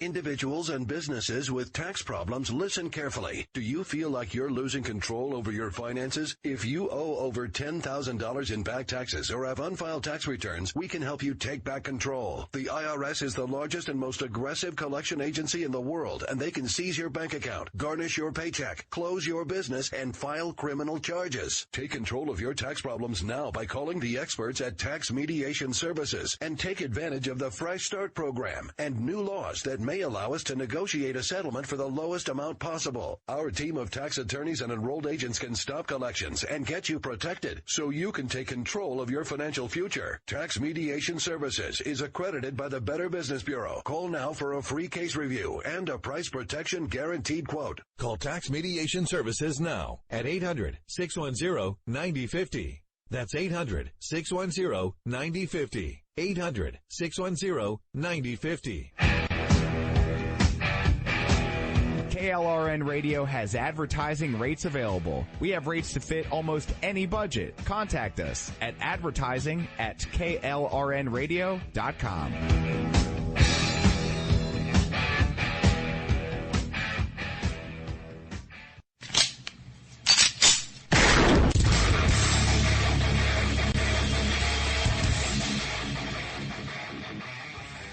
This is Slickery Trigger for Rebel Road Tactical. With proper care and feeding, your pistol will be ready when you need it, there to save your life. Shouldn't your gear be that good? Whether you need a holster for comfortable everyday carry or a tough-as-nails holster for your next training course, Rebel Road Tactical has what you need. Check us out on the web at rebelroadtactical.com. Tired of paying outrageous prices for Viagra? Well, we have great news for you. Now you can finally get Viagra at huge discounts. Healthy Man allows you to save up to $500 on Viagra. Why pay U.S. pharmacy prices of $15 per pill or more when you can get Viagra for less than $3 a pill? Call today and get 40 Viagra pills for only $99. This can cost as much as $600 at your local pharmacy. You can't afford not to call us. If you want Viagra at the lowest prices, never pay $15 a pill pharmacy prices again. Get Viagra for less than $3 a pill. Call 1-800-516-7602 today and save up to $500 and get 40 pills for just $99. Healthy Man is fast, easy, and affordable. Operators are waiting at 1-800-516-7602 to take your call right now. Call 1-800-516-7602. That's 1-800-516-7602. Again, 1-800-516-7602. And so, my fellow Americans, ask not what your country can do for you. Ask what you can do for your country. Freedom is never more than one generation away from extinction. We didn't pass it on to our children in the bloodstream. The only way they can inherit the freedom we have known is if we fight for it, protect it, defend it, and then hand it to them with the well-taught lessons of how they in their lifetime must do the same. I'm not ready to end the fight. 'Cause I've been through hell and I don't have time to go round and round and round. It's too late to turn back now. You know I wouldn't if I could. 'Cause I'm proud as hell. I can't bring myself to do what it is you think I should. All right, folks. Well, good evening. This is the Jen and Rick Show. I'm one half of the crew, Rick. She's the other half, Jen, and she's with me right now. Good evening, ma'am. How are you? I'm doing all right. How are you doing? I would be doing better if it was Friday, but then again, if it was Friday, I wouldn't be hanging out with you. I'd be hanging out with Dan. So I'm gonna say I got a scenery upgrade on Thursdays. I'm just saying. Hey, I love Dan. Oh, okay. So anyway, lots of stuff going on in the news. So I think we're going to start with one that I think I'm the most confused over. And since you happen to be a woman, I think it's better to get your point of view on it. This whole Trump saying that women shouldn't need a prescription to get birth control. That's the only thing that he said that I'm kind of like really not that sure on. I just know that I'm not a doctor, and I know that there are people that can get really, really sick from using that, and I've even known a couple of news stories about people dying from it, so I'm not so sure it should be completely over the counter, but I thought it would be nice to get a woman's perspective. Right. Well, here's the thing. He was talking about birth control, and I know we kind of as a society treat it this way, so I think that a lot of people tend to be rather misinformed on it. But he was treating birth control, and I'm no expert, but, you know, as someone who has been,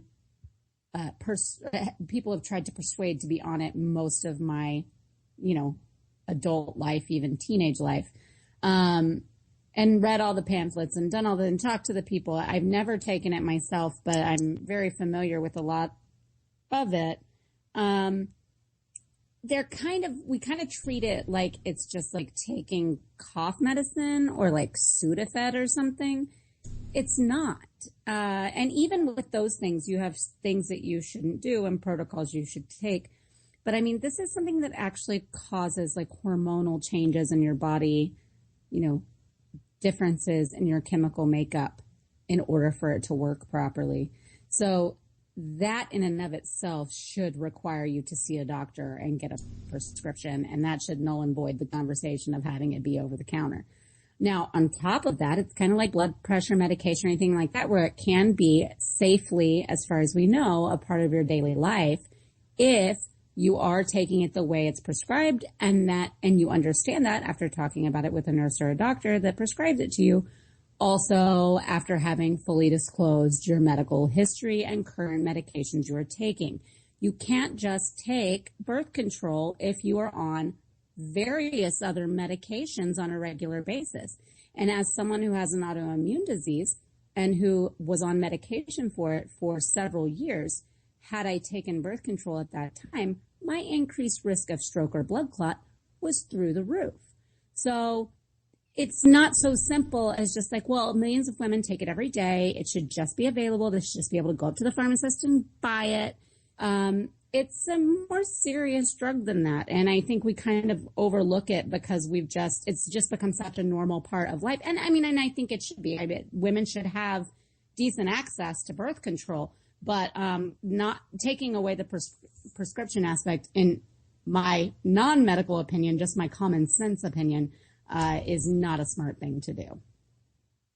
Well, see, that's kind of my take on it, but I thought if I said that, I would come across as this evil, mean guy that just wanted to keep women away from birth control. It's not like, hey, don't let them have it. It's just that you should have to see someone that, you know, adequately explains the proper use of it and also knows your medical history so that they know what kind to give you, because sometimes some things work with one. If someone is on medication, for example, for something, you know, they might be able to do another form of birth control rather than just the pill that won't have the same complications as a pill would. And then there are different brands of the pill that all have different things they do in the way they react in your body. So I absolutely think that something of that kind should absolutely be advised by a doctor and need a prescription. Now, maybe I do think one thing that we've done in the United States is we've kind of tied the arms, tied both hands behind our pharmacist's back. And we finally started to open that up a little bit by allowing them to do the flu shots. There are some pharmacies where the pharmacist can kind of act as like, it's, like the 5-minute doc clinic type thing where they can, diagnose basic things. They can provide just basic medical care. That was one of the things for all the things that are wrong with healthcare in Europe. When I lived in Spain, that was one of the things that was great though about the pharmacist is like you didn't have to wait to go to a GP or anything like that. You could just walk straight into the pharmacist if you were having, let's say, a sore throat or running a fever or just, something basic that you didn't need to go to an ER for. You could walk into a pharmacist, be treated. They can write you the prescription right there and fill it for you right there and then send you on your way. Or if they thought it was something more serious or that you needed, more in-depth care, then they would recommend you to a doctor or send you on to the hospital. And I think that we have such highly trained, they all have to go through such rigorous education that we're kind of underutilizing that part of their experience and education, that maybe that could be an alternative, is that you could go to a pharmacist. You have to provide certain things, all medications you're on. They can look you up in the medical doc system, and then they can adequately prescribe. That would cut out some of the in-between that makes it maybe a little bit more difficult sometimes for women to keep up with their prescriptions. But as far as just not having a prescription at all, I think that that's kind of a dangerous way to go. No, honestly, that would be a good compromise. I've noticed lately that I see this happening more and more in a lot of the larger drugstores. They'll have little clinics that are actually run in the drugstores right. A lot of times now. And I think expanding and utilizing that more and making it more readily available for everybody would probably help with all aspects of healthcare. Because there's a clinic that I go to I say right down the street, but I live in the middle of nowhere, so it's about 8 miles from here. But it's run by nurses. There's one doctor that runs the whole place, but all he really does is review all the nurses. So there are certain things they can't do there. But if you're just trying to go in because you got a cold or sniffles or whatever, it's a great place to go because you get in, you get out, and, it's pretty simple. So, that's one of the things that we could start doing as well, is expanding a lot of these newer clinic types that I've seen kind of springing up everywhere over the last 10 years, all these little urgent care centers that are now actually starting. I've seen a few of them that are an urgent care center / general practitioner office. So not only can it be somewhere you go for urgent care, it can also be somewhere where you're actually seeing a doctor that has access to all of your medical records and does routine checkups for you, etc. I went to one of those in Midwest City because it was great, because if there was something that came up with my kids, we just went there, and it was also where my doctor was at the time that had all my files. There are so many different ways that we could be taking care of a lot of these things that we're just not. Yeah. And yeah, it's utilizing it and utilizing nurse practitioners, which are just like such a small step below a doctor. It's not even funny. The amount of education they have and their ability to treat, in a clinic type situation. I think that, and it's cheaper for these clinics than it is for, some of these private doctors' offices.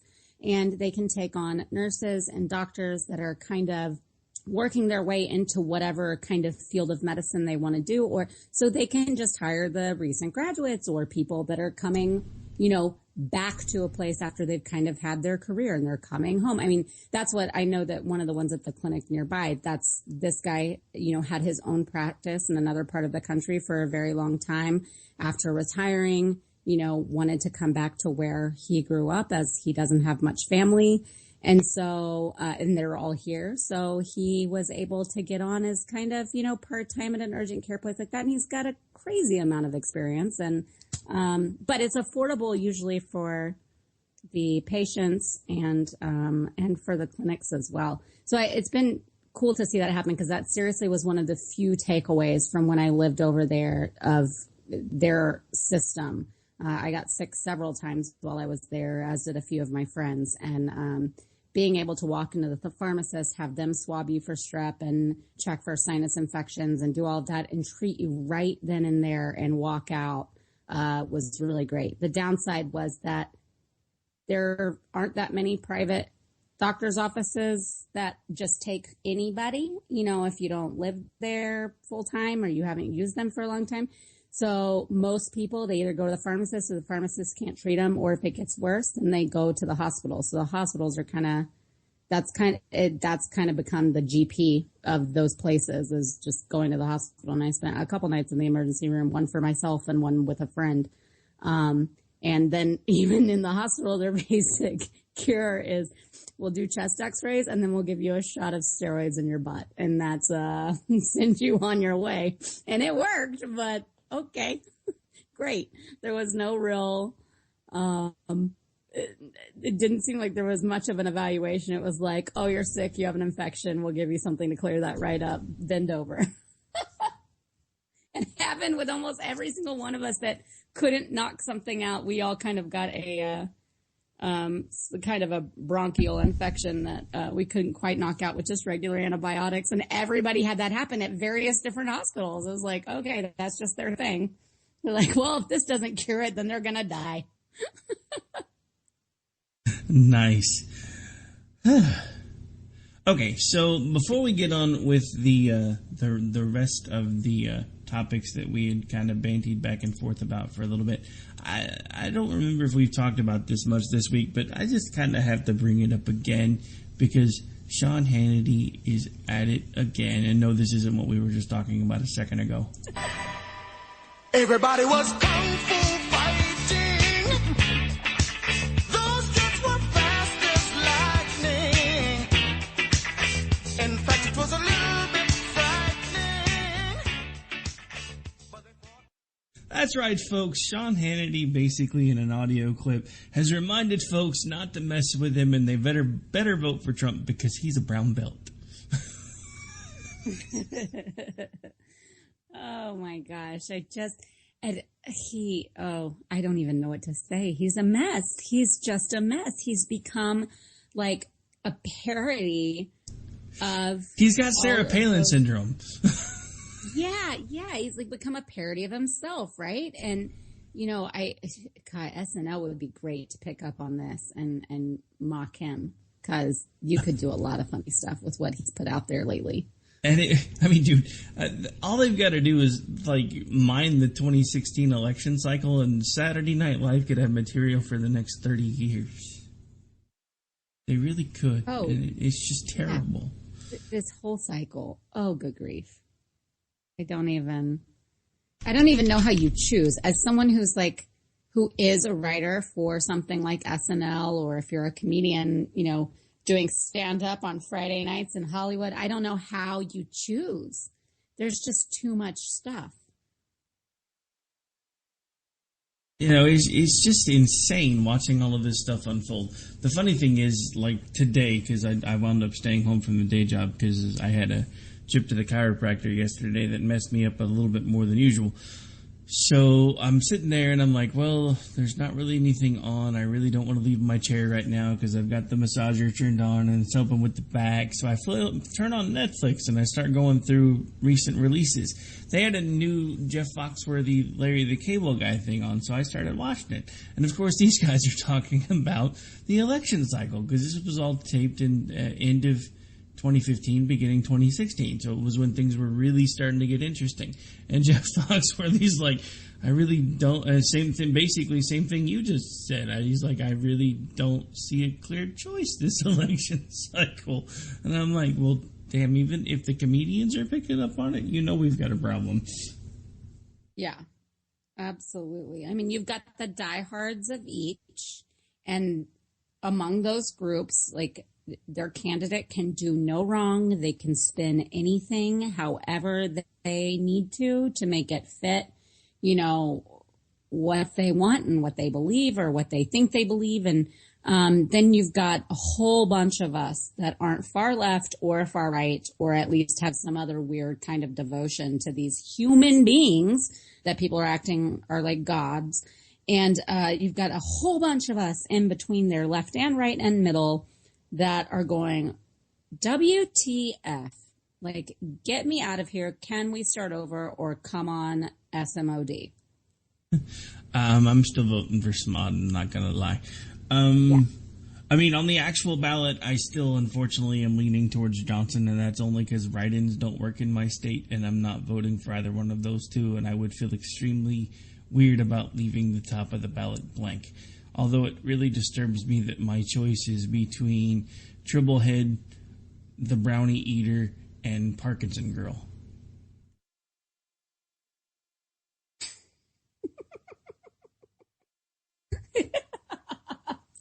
I don't know why that just struck me. It's so funny you saying that way.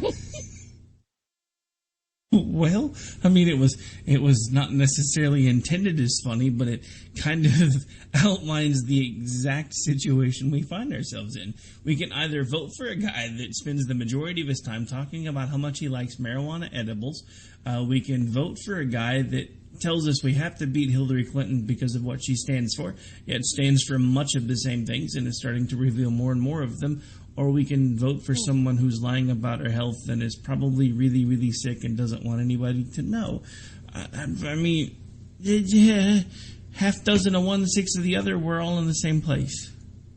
We have a Democrat running as a Libertarian, a Democrat running as a Republican, and pretty sure we have a Socialist running as a Democrat. But I thought we were getting that with Bernie, but I think we got it with Hillary. Kind of a socialist fascist running. She's kind of a. I mean, I know a lot of socialists are fascists anyway, but it's just she's a mixed bag over there that definitely leans more left than just average Democrat, but then not so much on other things, and she's kind of authoritarian, which is a common trait of her and Trump. She's a mixed old bag. Let's get that thrown in there. A mixed old bag hag, yes.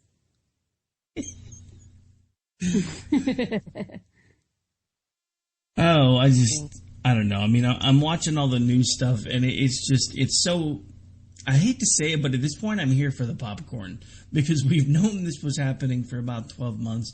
We've been warning everybody it was going to happen, and we keep watching Trump roll out all these leftist policies, and all of the people that were touting him for being so conservative and what a great Republican he was are now like, well, these are great ideas now that he has them.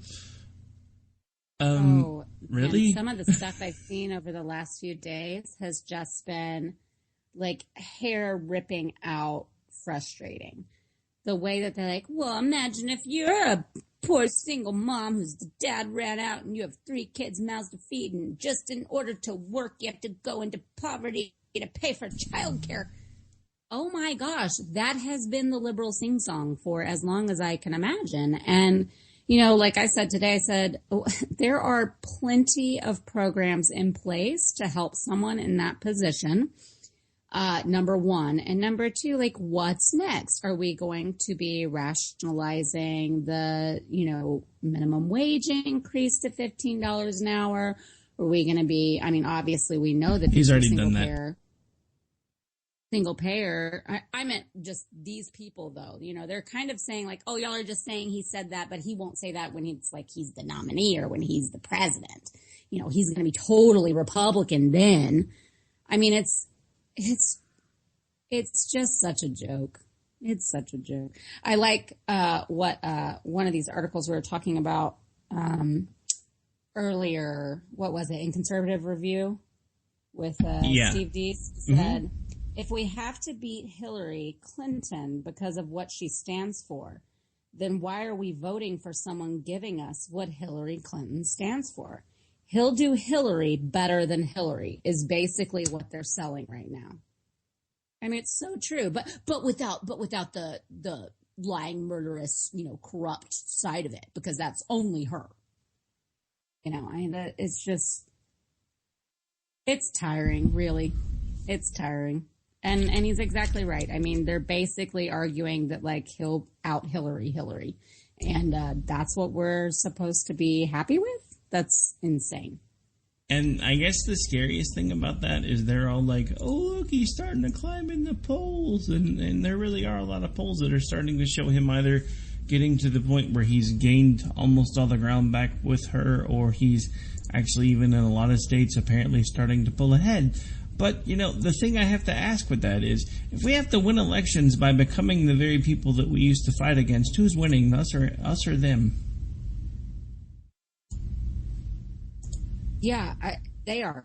And here's the thing is that if we have to go progressive in order to beat progressives, then all we're ever going to get is progressivism, which is what supposedly we stand against and fight for, which is supposedly why none of these other candidates were good enough for all of the Trump supporters, the diehards.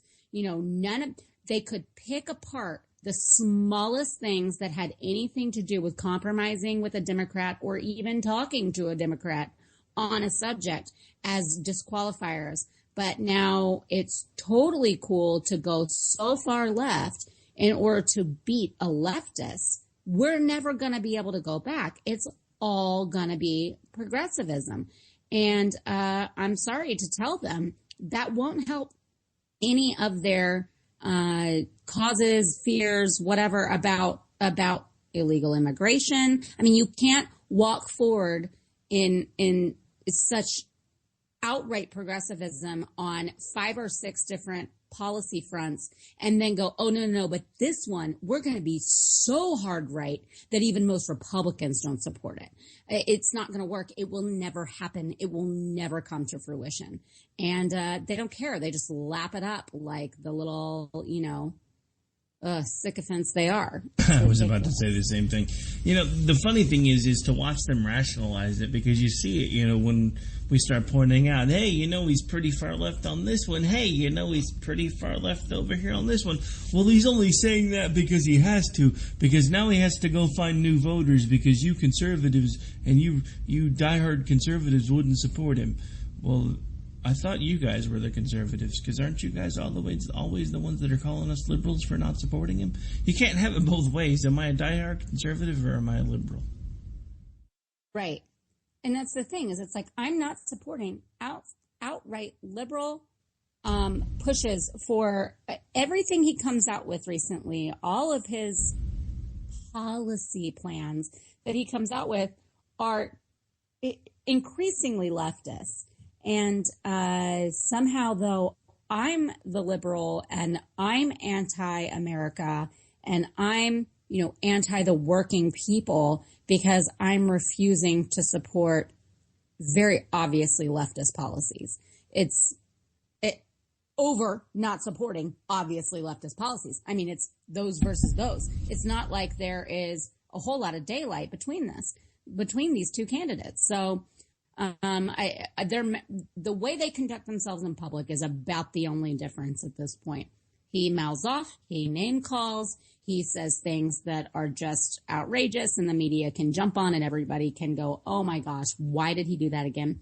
She conducts herself in a little bit more, professional fashion. And, but what they're talking about doing with this country, other than the wall, basically, which has been skipped around and walked back 5 million times, there's not a whole lot of difference. It's just who's going to push it farther left. And that actually kind of seems like the contest at this point. It seems like these two kind of have these two kind of different bets going.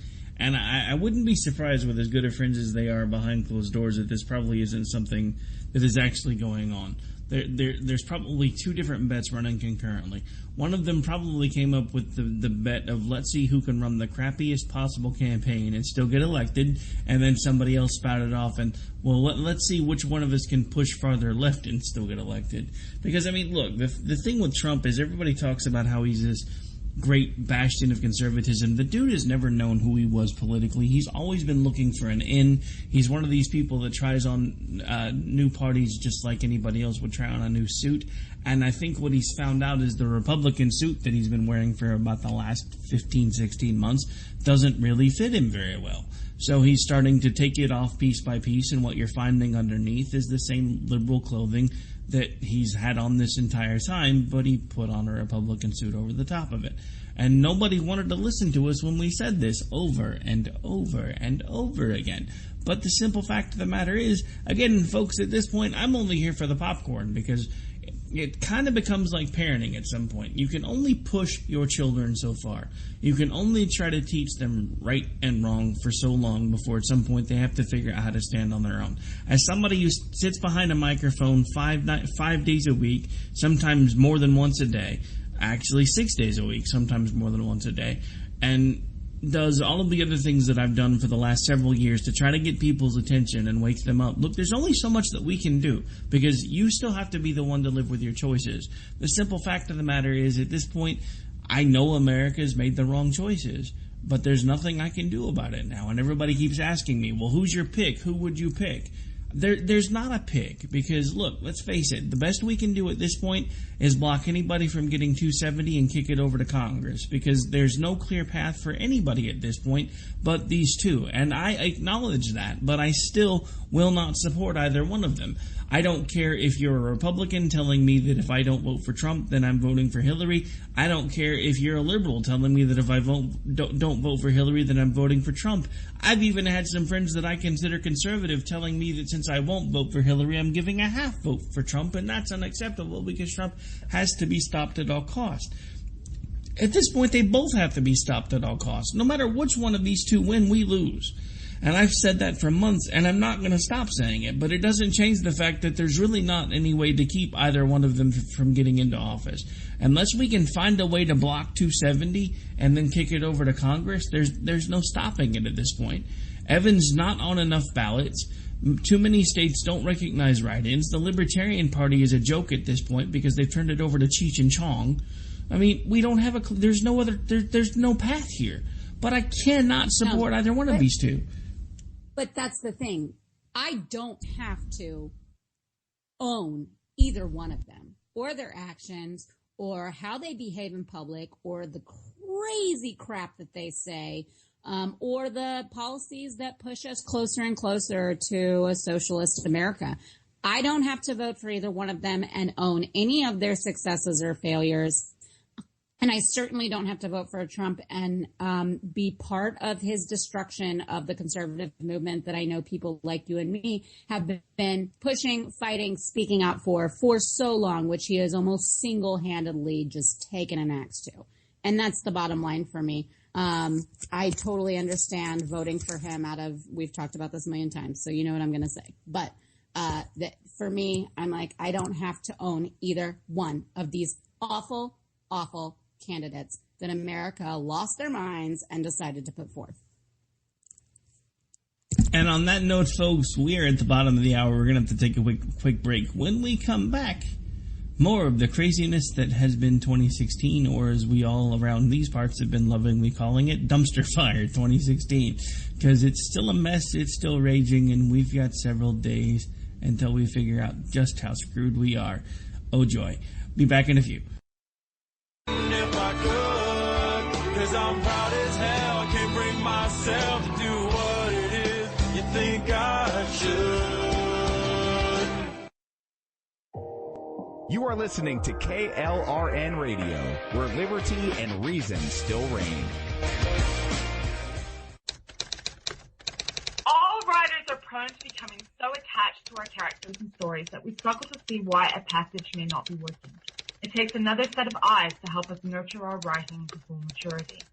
At Black Wolf Editorial Services, we strive to enable writers to develop and grow, shaping stories into masterpieces that can stand the test of time. Editing services are provided for all genres and all age categories. Services range from critiques of the short story through to the line edits of the full-length novel and copy editing for those preparing for publication.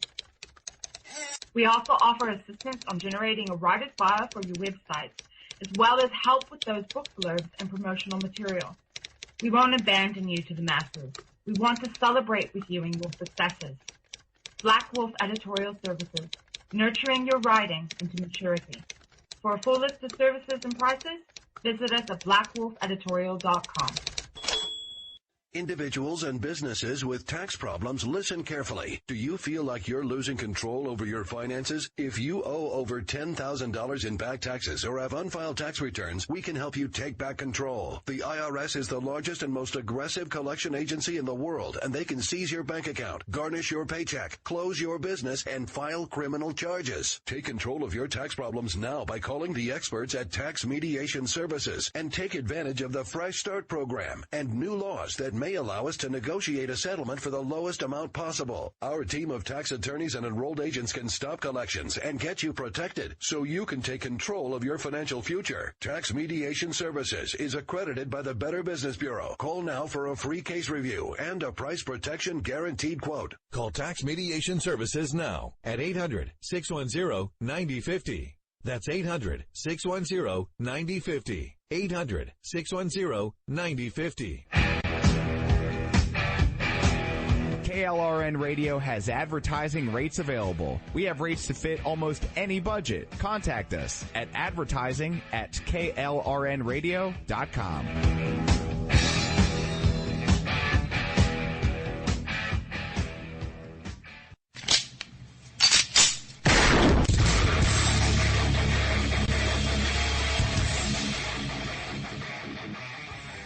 This is Slickery Trigger for Rebel Road Tactical. With proper care and feeding, your pistol will be ready when you need it, there to save your life. Shouldn't your gear be that good? Whether you need a holster for comfortable everyday carry or a tough-as-nails holster for your next training course, Rebel Road Tactical has what you need. Check us out on the web at rebelroadtactical.com. Tired of paying outrageous prices for Viagra? Well, we have great news for you. Now you can finally get Viagra at huge discounts. Healthy Man allows you to save up to $500 on Viagra. Why pay U.S. pharmacy prices of $15 per pill or more when you can get Viagra for less than $3 a pill? Call today and get 40 Viagra pills for only $99. This can cost as much as $600 at your local pharmacy. You can't afford not to call us. If you want Viagra at the lowest prices, never pay $15 a pill pharmacy prices again. Get Viagra for less than $3 a pill. Call 1-800-516-7602 today and save up to $500 and get 40 pills for just $99. Healthy Man is fast, easy, and affordable. Operators are waiting at 1-800-516-7602 to take your call right now. Call 1-800-516-7602. That's 1-800-516-7602. Again, 1-800-516-7602.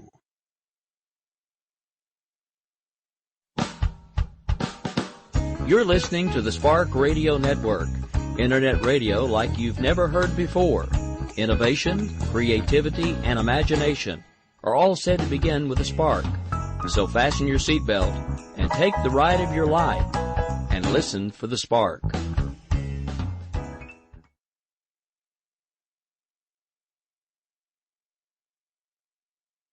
Cause I'm proud as hell, I can't bring myself to do what it is you think I should. Alright folks, we are back. We are live. This is the Jen and Rick Show, and we are continuing to talk about the craziness that is this election cycle. And the funny thing is, and this is going to be kind of probably the last part of the show, and it still kind of fits. I'm just trying to get something pulled up real quick because I just realized that I had a power failure earlier and forgot to pull my soundboard back up. So bear with me for just 1 second here, because we have enough going on that I think we have found a protracted version of the WTF files, but I can't play it without, I can't start it without the sound effect. And I thought it was loading, and apparently now it's not, which is odd. There it goes. Alright, here we go.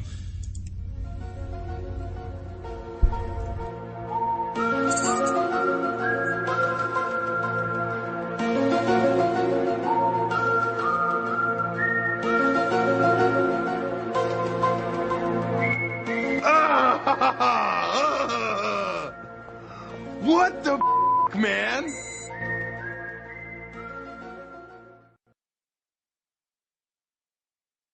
right, so in this Thursday edition of the WTF Files, again, nothing really gross, but just really, really weird. One of the things we were talking about on break, and I think I'll open with that, is with this newest gambit of Donald Trump moving into more and more leftist policies. The most recent one, or the biggest one that he's really been talking about, has been the paid maternity leave and all of that fun stuff. The really fun thing to watch on Twitter is all of these people like Bill Mitchell, who were completely opposed to the idea when it was Bernie's, are now doing the whole guilt trip of, oh my God, you just don't understand what it's like to be a woman who's had to work two jobs just to have one of them to pay for daycare. And I'm like, but 3 weeks ago when this was Bernie's idea, you said it was terrible. Yeah. I mean, they're having to just really spin their wheels here. And so now they're pulling out that whole compassion card because, newsflash, this is progressive and it's what leftists do. So they're pulling on the heartstrings to try to justify this stance right now. And it's really laughable because they contradict themselves so much, and they don't even they're trying so desperately to explain it that they don't understand even just basic logic in the matter. It's like their brains have been completely eaten up by the Trump virus. So they're saying things to us like, well, but it's not an employer mandate. They never said mandate. So employers won't be forced to pay for it, because most conservatives put their hands up at that and say, wait, don't tell private businesses what to do. First of all, if you believe that, I've got, ocean property in Arizona for you. Absolutely, they will at some point, compel businesses that are of this size or make this much money per year to have to be required to provide this. Secondly, they say, well, but it's not mandating right now. But part of what he's talking about is amending the existing unemployment insurance that companies are required to carry and pay into. And that would pay for some of this plan. Okay, so the companies are paying for it. Even though they're not being compelled to carry, to provide this certain, benefit, they are going to be, in a roundabout way, paying for it. The other part is that it says government guaranteed. Well, no, but you're not going to pay for it. It's going to be the companies. Wait. You just told me the companies aren't going to have to pay for it. Well, only for the ones that don't already provide. And then you see how this is such pretzel logic here, and they just get off track so quick and they twist all around themselves. So then you say, well, no, but it says government guaranteed. So if you're not forcing the companies to do it, it means a lot of companies won't, which means the government already guaranteed it. That's what the policy says. So they're going to have to cover the cost. Well, right, but it's going to be from cutting out fraud and abuse and this and that. So that extra money is what's going to be used for this. Okay, still though, where did that money come from? Who paid that money? Even if it has been used fraudulently, even if programs have been abused, where did that money come from? Anybody? Oh, that's right, the taxpayer. The government doesn't have its own money, and especially not entitlement programs, not in welfare. So it either is coming from joint the employers and the taxpayers, or it's coming for one or the other, or mostly one with the backup of the other. You can't have it both ways. It still is a roundabout mandate, and it absolutely is an entitlement. That it increases entitlements, because if they cannot get the fraud and other things under control, if they cannot, amend the UI in order to offset the reduction so that we don't have to raise taxes on it, if they can't do those things, then guess what's going to happen? We are going to have taxes raised. Yippee-ki-yay. So it's all a bunch of lib speak. It's that kind of roundabout, confusing way that they try to rope you into believing something and confusing you with all the various different sides they come at you with it, because they know that it's all a bunch of crap. And if they don't know that, then they're not that smart to begin with. Sorry. And nothing to be sorry for when you're being truthful. The interesting thing is, you listen to Trump's plans for things like Obamacare and now this and a lot of the other things that he's been coming out with lately, and you hear all the pro-Trump talking heads talking about how socialism under Hillary will be terrible, and we have to stop socialism, we have to stop statism. And I'm looking at all these new programs that he's talking about. I'm going, okay, so either you guys think at this point that he's pandering, which he may well be. I don't think he is, but that may be what he's doing. Or you obviously are not paying attention to the things that he's been saying. Because you can't be talking about how Hillary's brand of socialism is going to be completely terrible when Trump is offering a very similar brand of socialism, and apparently that seems to be the greatest thing ever. Maybe he should change his slogan from Making America Great Again to Making America Socialist? I would say again, but we've never really been socialist in the first place, so can't really say again. Just recently, and just not too long ago, Bill Mitchell, who we were talking about with all of this, he's been like one of the main pushers of all of this, just said, #Never Trump are traitors to conservatism. Yet he has not spent one single second of the last week defending anything close to what looks like conservatism. He's been defending liberalism. He's been defending socialism. He's been defending progressivism. So he can go ahead and take that and shove it right back up where the sun don't shine. Yeah, well, I just,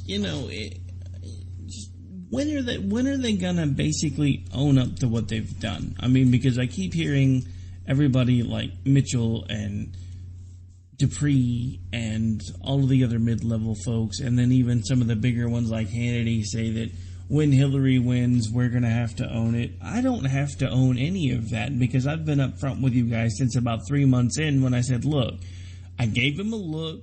I actually was thinking about him, and then I realized he's nuts. So if you guys want this guy, you're on your own. And I'm going to talk to you every single day about why I don't think he should be the choice.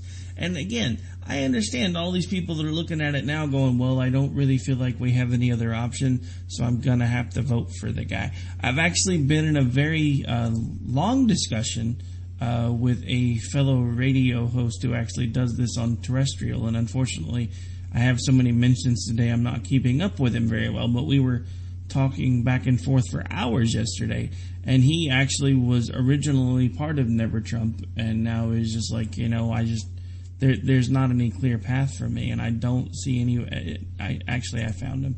He's Alan J. Sanders, who does he owns AJS Productions and actually is on WSB and WBHF, and we've been talking for most of 2 days because he just doesn't get it at this point, because in his mind there are only two choices. It's going to be either Hillary or Trump, and he thinks that we need to pick and his exact words are, at this point, he's looking to see who is the less dark of the two.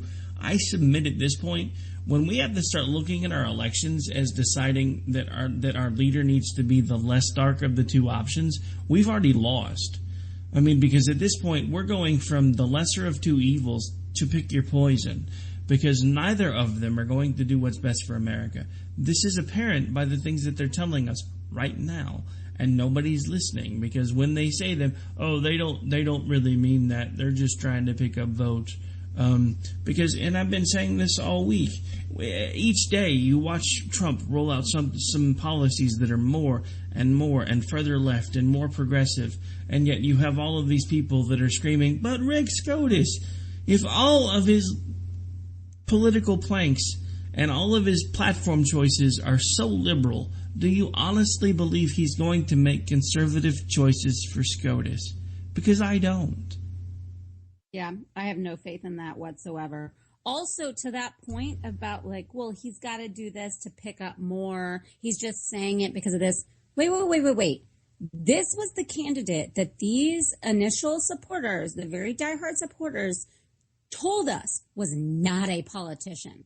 He was not a politician. He would not do that crap. He was going to tell it like it was. He didn't care what people thought. He absolutely was going to sell the things that he knew were right, and that's it. So this doesn't hold any water. I mean, they just can't. They got so conned. They got so conned, and they're so invested in him now. It's embarrassing to pull back, but it's embarrassing to stay in. This whole picking up more. That's why they hated Bush. That's why they hated Rubio for any sort of, anything that resembled a compromise with the left or a move towards any leftist argument or even discussing something with a Democrat was deemed, disqualifying. Yet it's perfectly okay for him to say things to pick up votes or to reach out to newer voters. And then what? He's just going to turn on them and smack them upside the head? Great guy you got there. I mean, they've just been so conned. It's outstanding. Just makes you feel all warm and fuzzy, huh? Yeah, it makes me want to put my head through a wall, but, You have a strange definition of warm and fuzzy. All right. So, last bit to talk about for the night, still connected to the WTF files, and that is the article that I sent over to you that suddenly I can't find because my computer's being really stupid. Expansion of government hacking. Yeah, that one. Yeah, so they're going to expand government using malware secretly. With some amendments to Rule 41 of the Federal Rules of Criminal Procedure, which allow them to kind of use the courts to get some of these things approved. So the biggest thing here is that it's not approved by Congress. And these courts and the way that this is supposed to be and these rules are supposed to be amended, the reason why it was supposed to go through these side courts is because they were just small procedural type things. This is a major policy change, also a major national security change that should absolutely, I think, be approved by Congress. So what people are really worried about, and quite frankly, this article that we're looking at wasn't so worried about, and this is on Wired.com, it wasn't so much worried about them being able to spy on us as it was about the consequences of, the actual technical consequences of this type of hacking and how it can crash systems, compromise infrastructure. If it happens on something like a hospital server, it can literally take them down and doctors can't access files and surgery logs and things like that to treat people the way they need to be treated. But yeah, the biggest thing, and obviously it could be co-opted, used by criminals, because it's just, I guess malware is kind of, I'm not super techie on these fronts, but I guess it's pretty, it's kind of hard to get them stable, get these software systems, these malware things stable so that it can be problematic, as they found in various other situations. What do you think about it? I think it's funny how they're not even really touching on the biggest, scariest part of this, which is what it's actually going to be used for. I mean, so again, like you said, their biggest focus is the danger that the malware can have on all of these systems that it's going to be infesting, and that's a true scenario, and it's a big thing to be worried about. But let's not forget the reason why they're trying to put all this stuff on the computers is so they can spy on you anytime they want, and there's nothing you can do about it. And this goes back to, and the reason this sits so poorly with me, this goes back to my technical troubleshooting days from about 10 years ago, before I really started moving into management. One of the calls that everybody always talks about, because there's one of these in every training class, because there's somebody that thought it was funny. Because, you'll be troubleshooting somebody's DirecTV box or dish box or whatever, and they'll be like, oh my God, I'm so afraid that there's a camera in this thing and that people are watching me. And the dude's like, hey, that's a pretty green dress you have on, trying to dissuade the fact that somebody's actually watching, because who would have thought she had a green dress on? And I mean, there's a million of these stories, and you probably hear different things about different clothing, etc. But the simple fact of the matter is, these have been fears people have had for a very long time. And as the story goes, And the one that I heard, she actually did have a green dress on. She smashed all of her DirecTV boxes, canceled her contract, and it was just terrible. And it's just one of those things where we already have all of these deep-seated fears about the government not having our best interests at heart. We have for a very long time, which is why I find it so funny that we have all of these deep-seated fears about them doing all of these things, but yet we keep re-electing the same two sides that keep doing all of these things. And then we keep finding more and more proof that they're doing exactly what we've been afraid of this entire time. And then we rise up, we throw a fit, it supposedly stops, and yet here we are again. Right. Well, and I think, especially with this thing, one thing that it kind of like barely said was, they could access millions of devices and computers with a single warrant. And I was like, what? Are you kidding? That's ridiculous. Also, by the way, this goes into effect December 1st unless Congress acts. So it's not like this is something that's happening in the next few years. It's happening now. Yeah, we're talking about this is basically being snuck in the middle of an election cycle, and they were hoping nobody was going to notice. Oh, sure. Absolutely. But remember, Democrats are transparent. This is the most transparent administration ever. Transparently crooked. But then again, that's pretty much the same for all of them anymore. I'm not even going to lie. I have very little faith in any politicians anymore. The only one that I'm still slightly, at least pulling for the most part, is Cruz, because while everybody's still calling him a liar, a cheat, a thief, everything else they can think of, he's been quietly waging a war in Congress to try to make sure that we get to maintain control of the interwebs, which is also about to go away, and nobody's really talking about that either.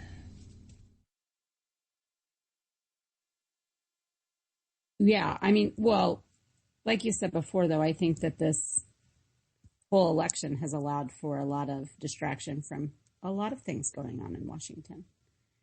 Been a nice little veil. Yeah, I'm still curious to find out how all this net neutrality stuff is going to wind up hurting all of the folks that are doing things like you and I and the business aspects of all of it, because I'm sure there are about to be all kinds of licensing changes and all kinds of things the government's going to figure out a way to work their way into. So who knows? We may not be doing this much longer, but I'm going to keep trying for as long as I can. And I've done pirate radio before. So what's the difference between doing pirate radio on the internet and doing it over the airwaves? Yeah, true. I'm sure they want a piece of every bit of the pie. Well, I mean, the biggest thing that they're figuring out is with everything moving towards digital, with them not being able to maintain control of it and having it an actual free market. I mean, look, the internet is basically being referred to as the Wild West of the new millennium, with good reason, because pretty much anything that you want to find there, you can find there. You can find ways to carve out your own niche. I mean, look at Bannon, Trump's main advisor now. He actually made a fortune selling gold on one of the MMOs. So, I mean, the thing about it is, if you know how to do it and you know how to use it, there's money to be made on the internet. And the government's realizing that they need to get a hold of a lot more of that money, and they think by turning it over to international control, it's going to be a lot easier to regulate it. Because as long as it's here, we're supposed to be the land of the free, the home of the brave. That's not nearly as true as it used to be. But if they turn it over to international control, then all bets are off. And it's one of the things that we may not talk about it much, but it's something that we talk about pretty much every chance we get when I'm not too busy laughing at Sean Hannity talking about his brown belt. But on that note, folks, we are officially out of time. So, my dear, why don't you do as you do every time we wrap up the show and remind folks where they can hang out with you when you're not on air with me. Alrighty, well, I am at J Homestead on Twitter, JR Homestead on Facebook, and come check out misfitpolitics.weebly.com. All right, I, of course, am Rick Robinson. You can hang out with me on Twitter at AOTR_host. You can check out the America Off the Rails show, now moved to a daytime slot, so 11 a.m. Eastern to 2 p.m. Eastern. And, of course, I'm live Tuesdays, Thursdays, and Friday nights Tuesdays, Thursdays, Jen and Rick, just like right now. Friday nights, Robinson and Wright. Jen and Rick is 10 Eastern, 9 Central. Robinson Wright is 11 Eastern, 10 Central. And then, of course, I'm live bright and early again on Saturday morning on Finding Common Ground. And you can also hear a lot of work that I do on Spreaker, SoundCloud, Stitcher, AMFM247.com, also Red Nation Rising Radio, the Liberty Channel. And speaking of which, remind me, Jen, I'm going to reach out to them and find out if they want to start carrying this one too. Mine as well. I think they still have some room. Cool. All right, and on that note, folks, we are out. I'll be back with you tomorrow morning for America Off the Rails. And until I see you, take care, be safe, God bless. Don't take any wooden nickels from Lord Cheesy Poof. Just saying.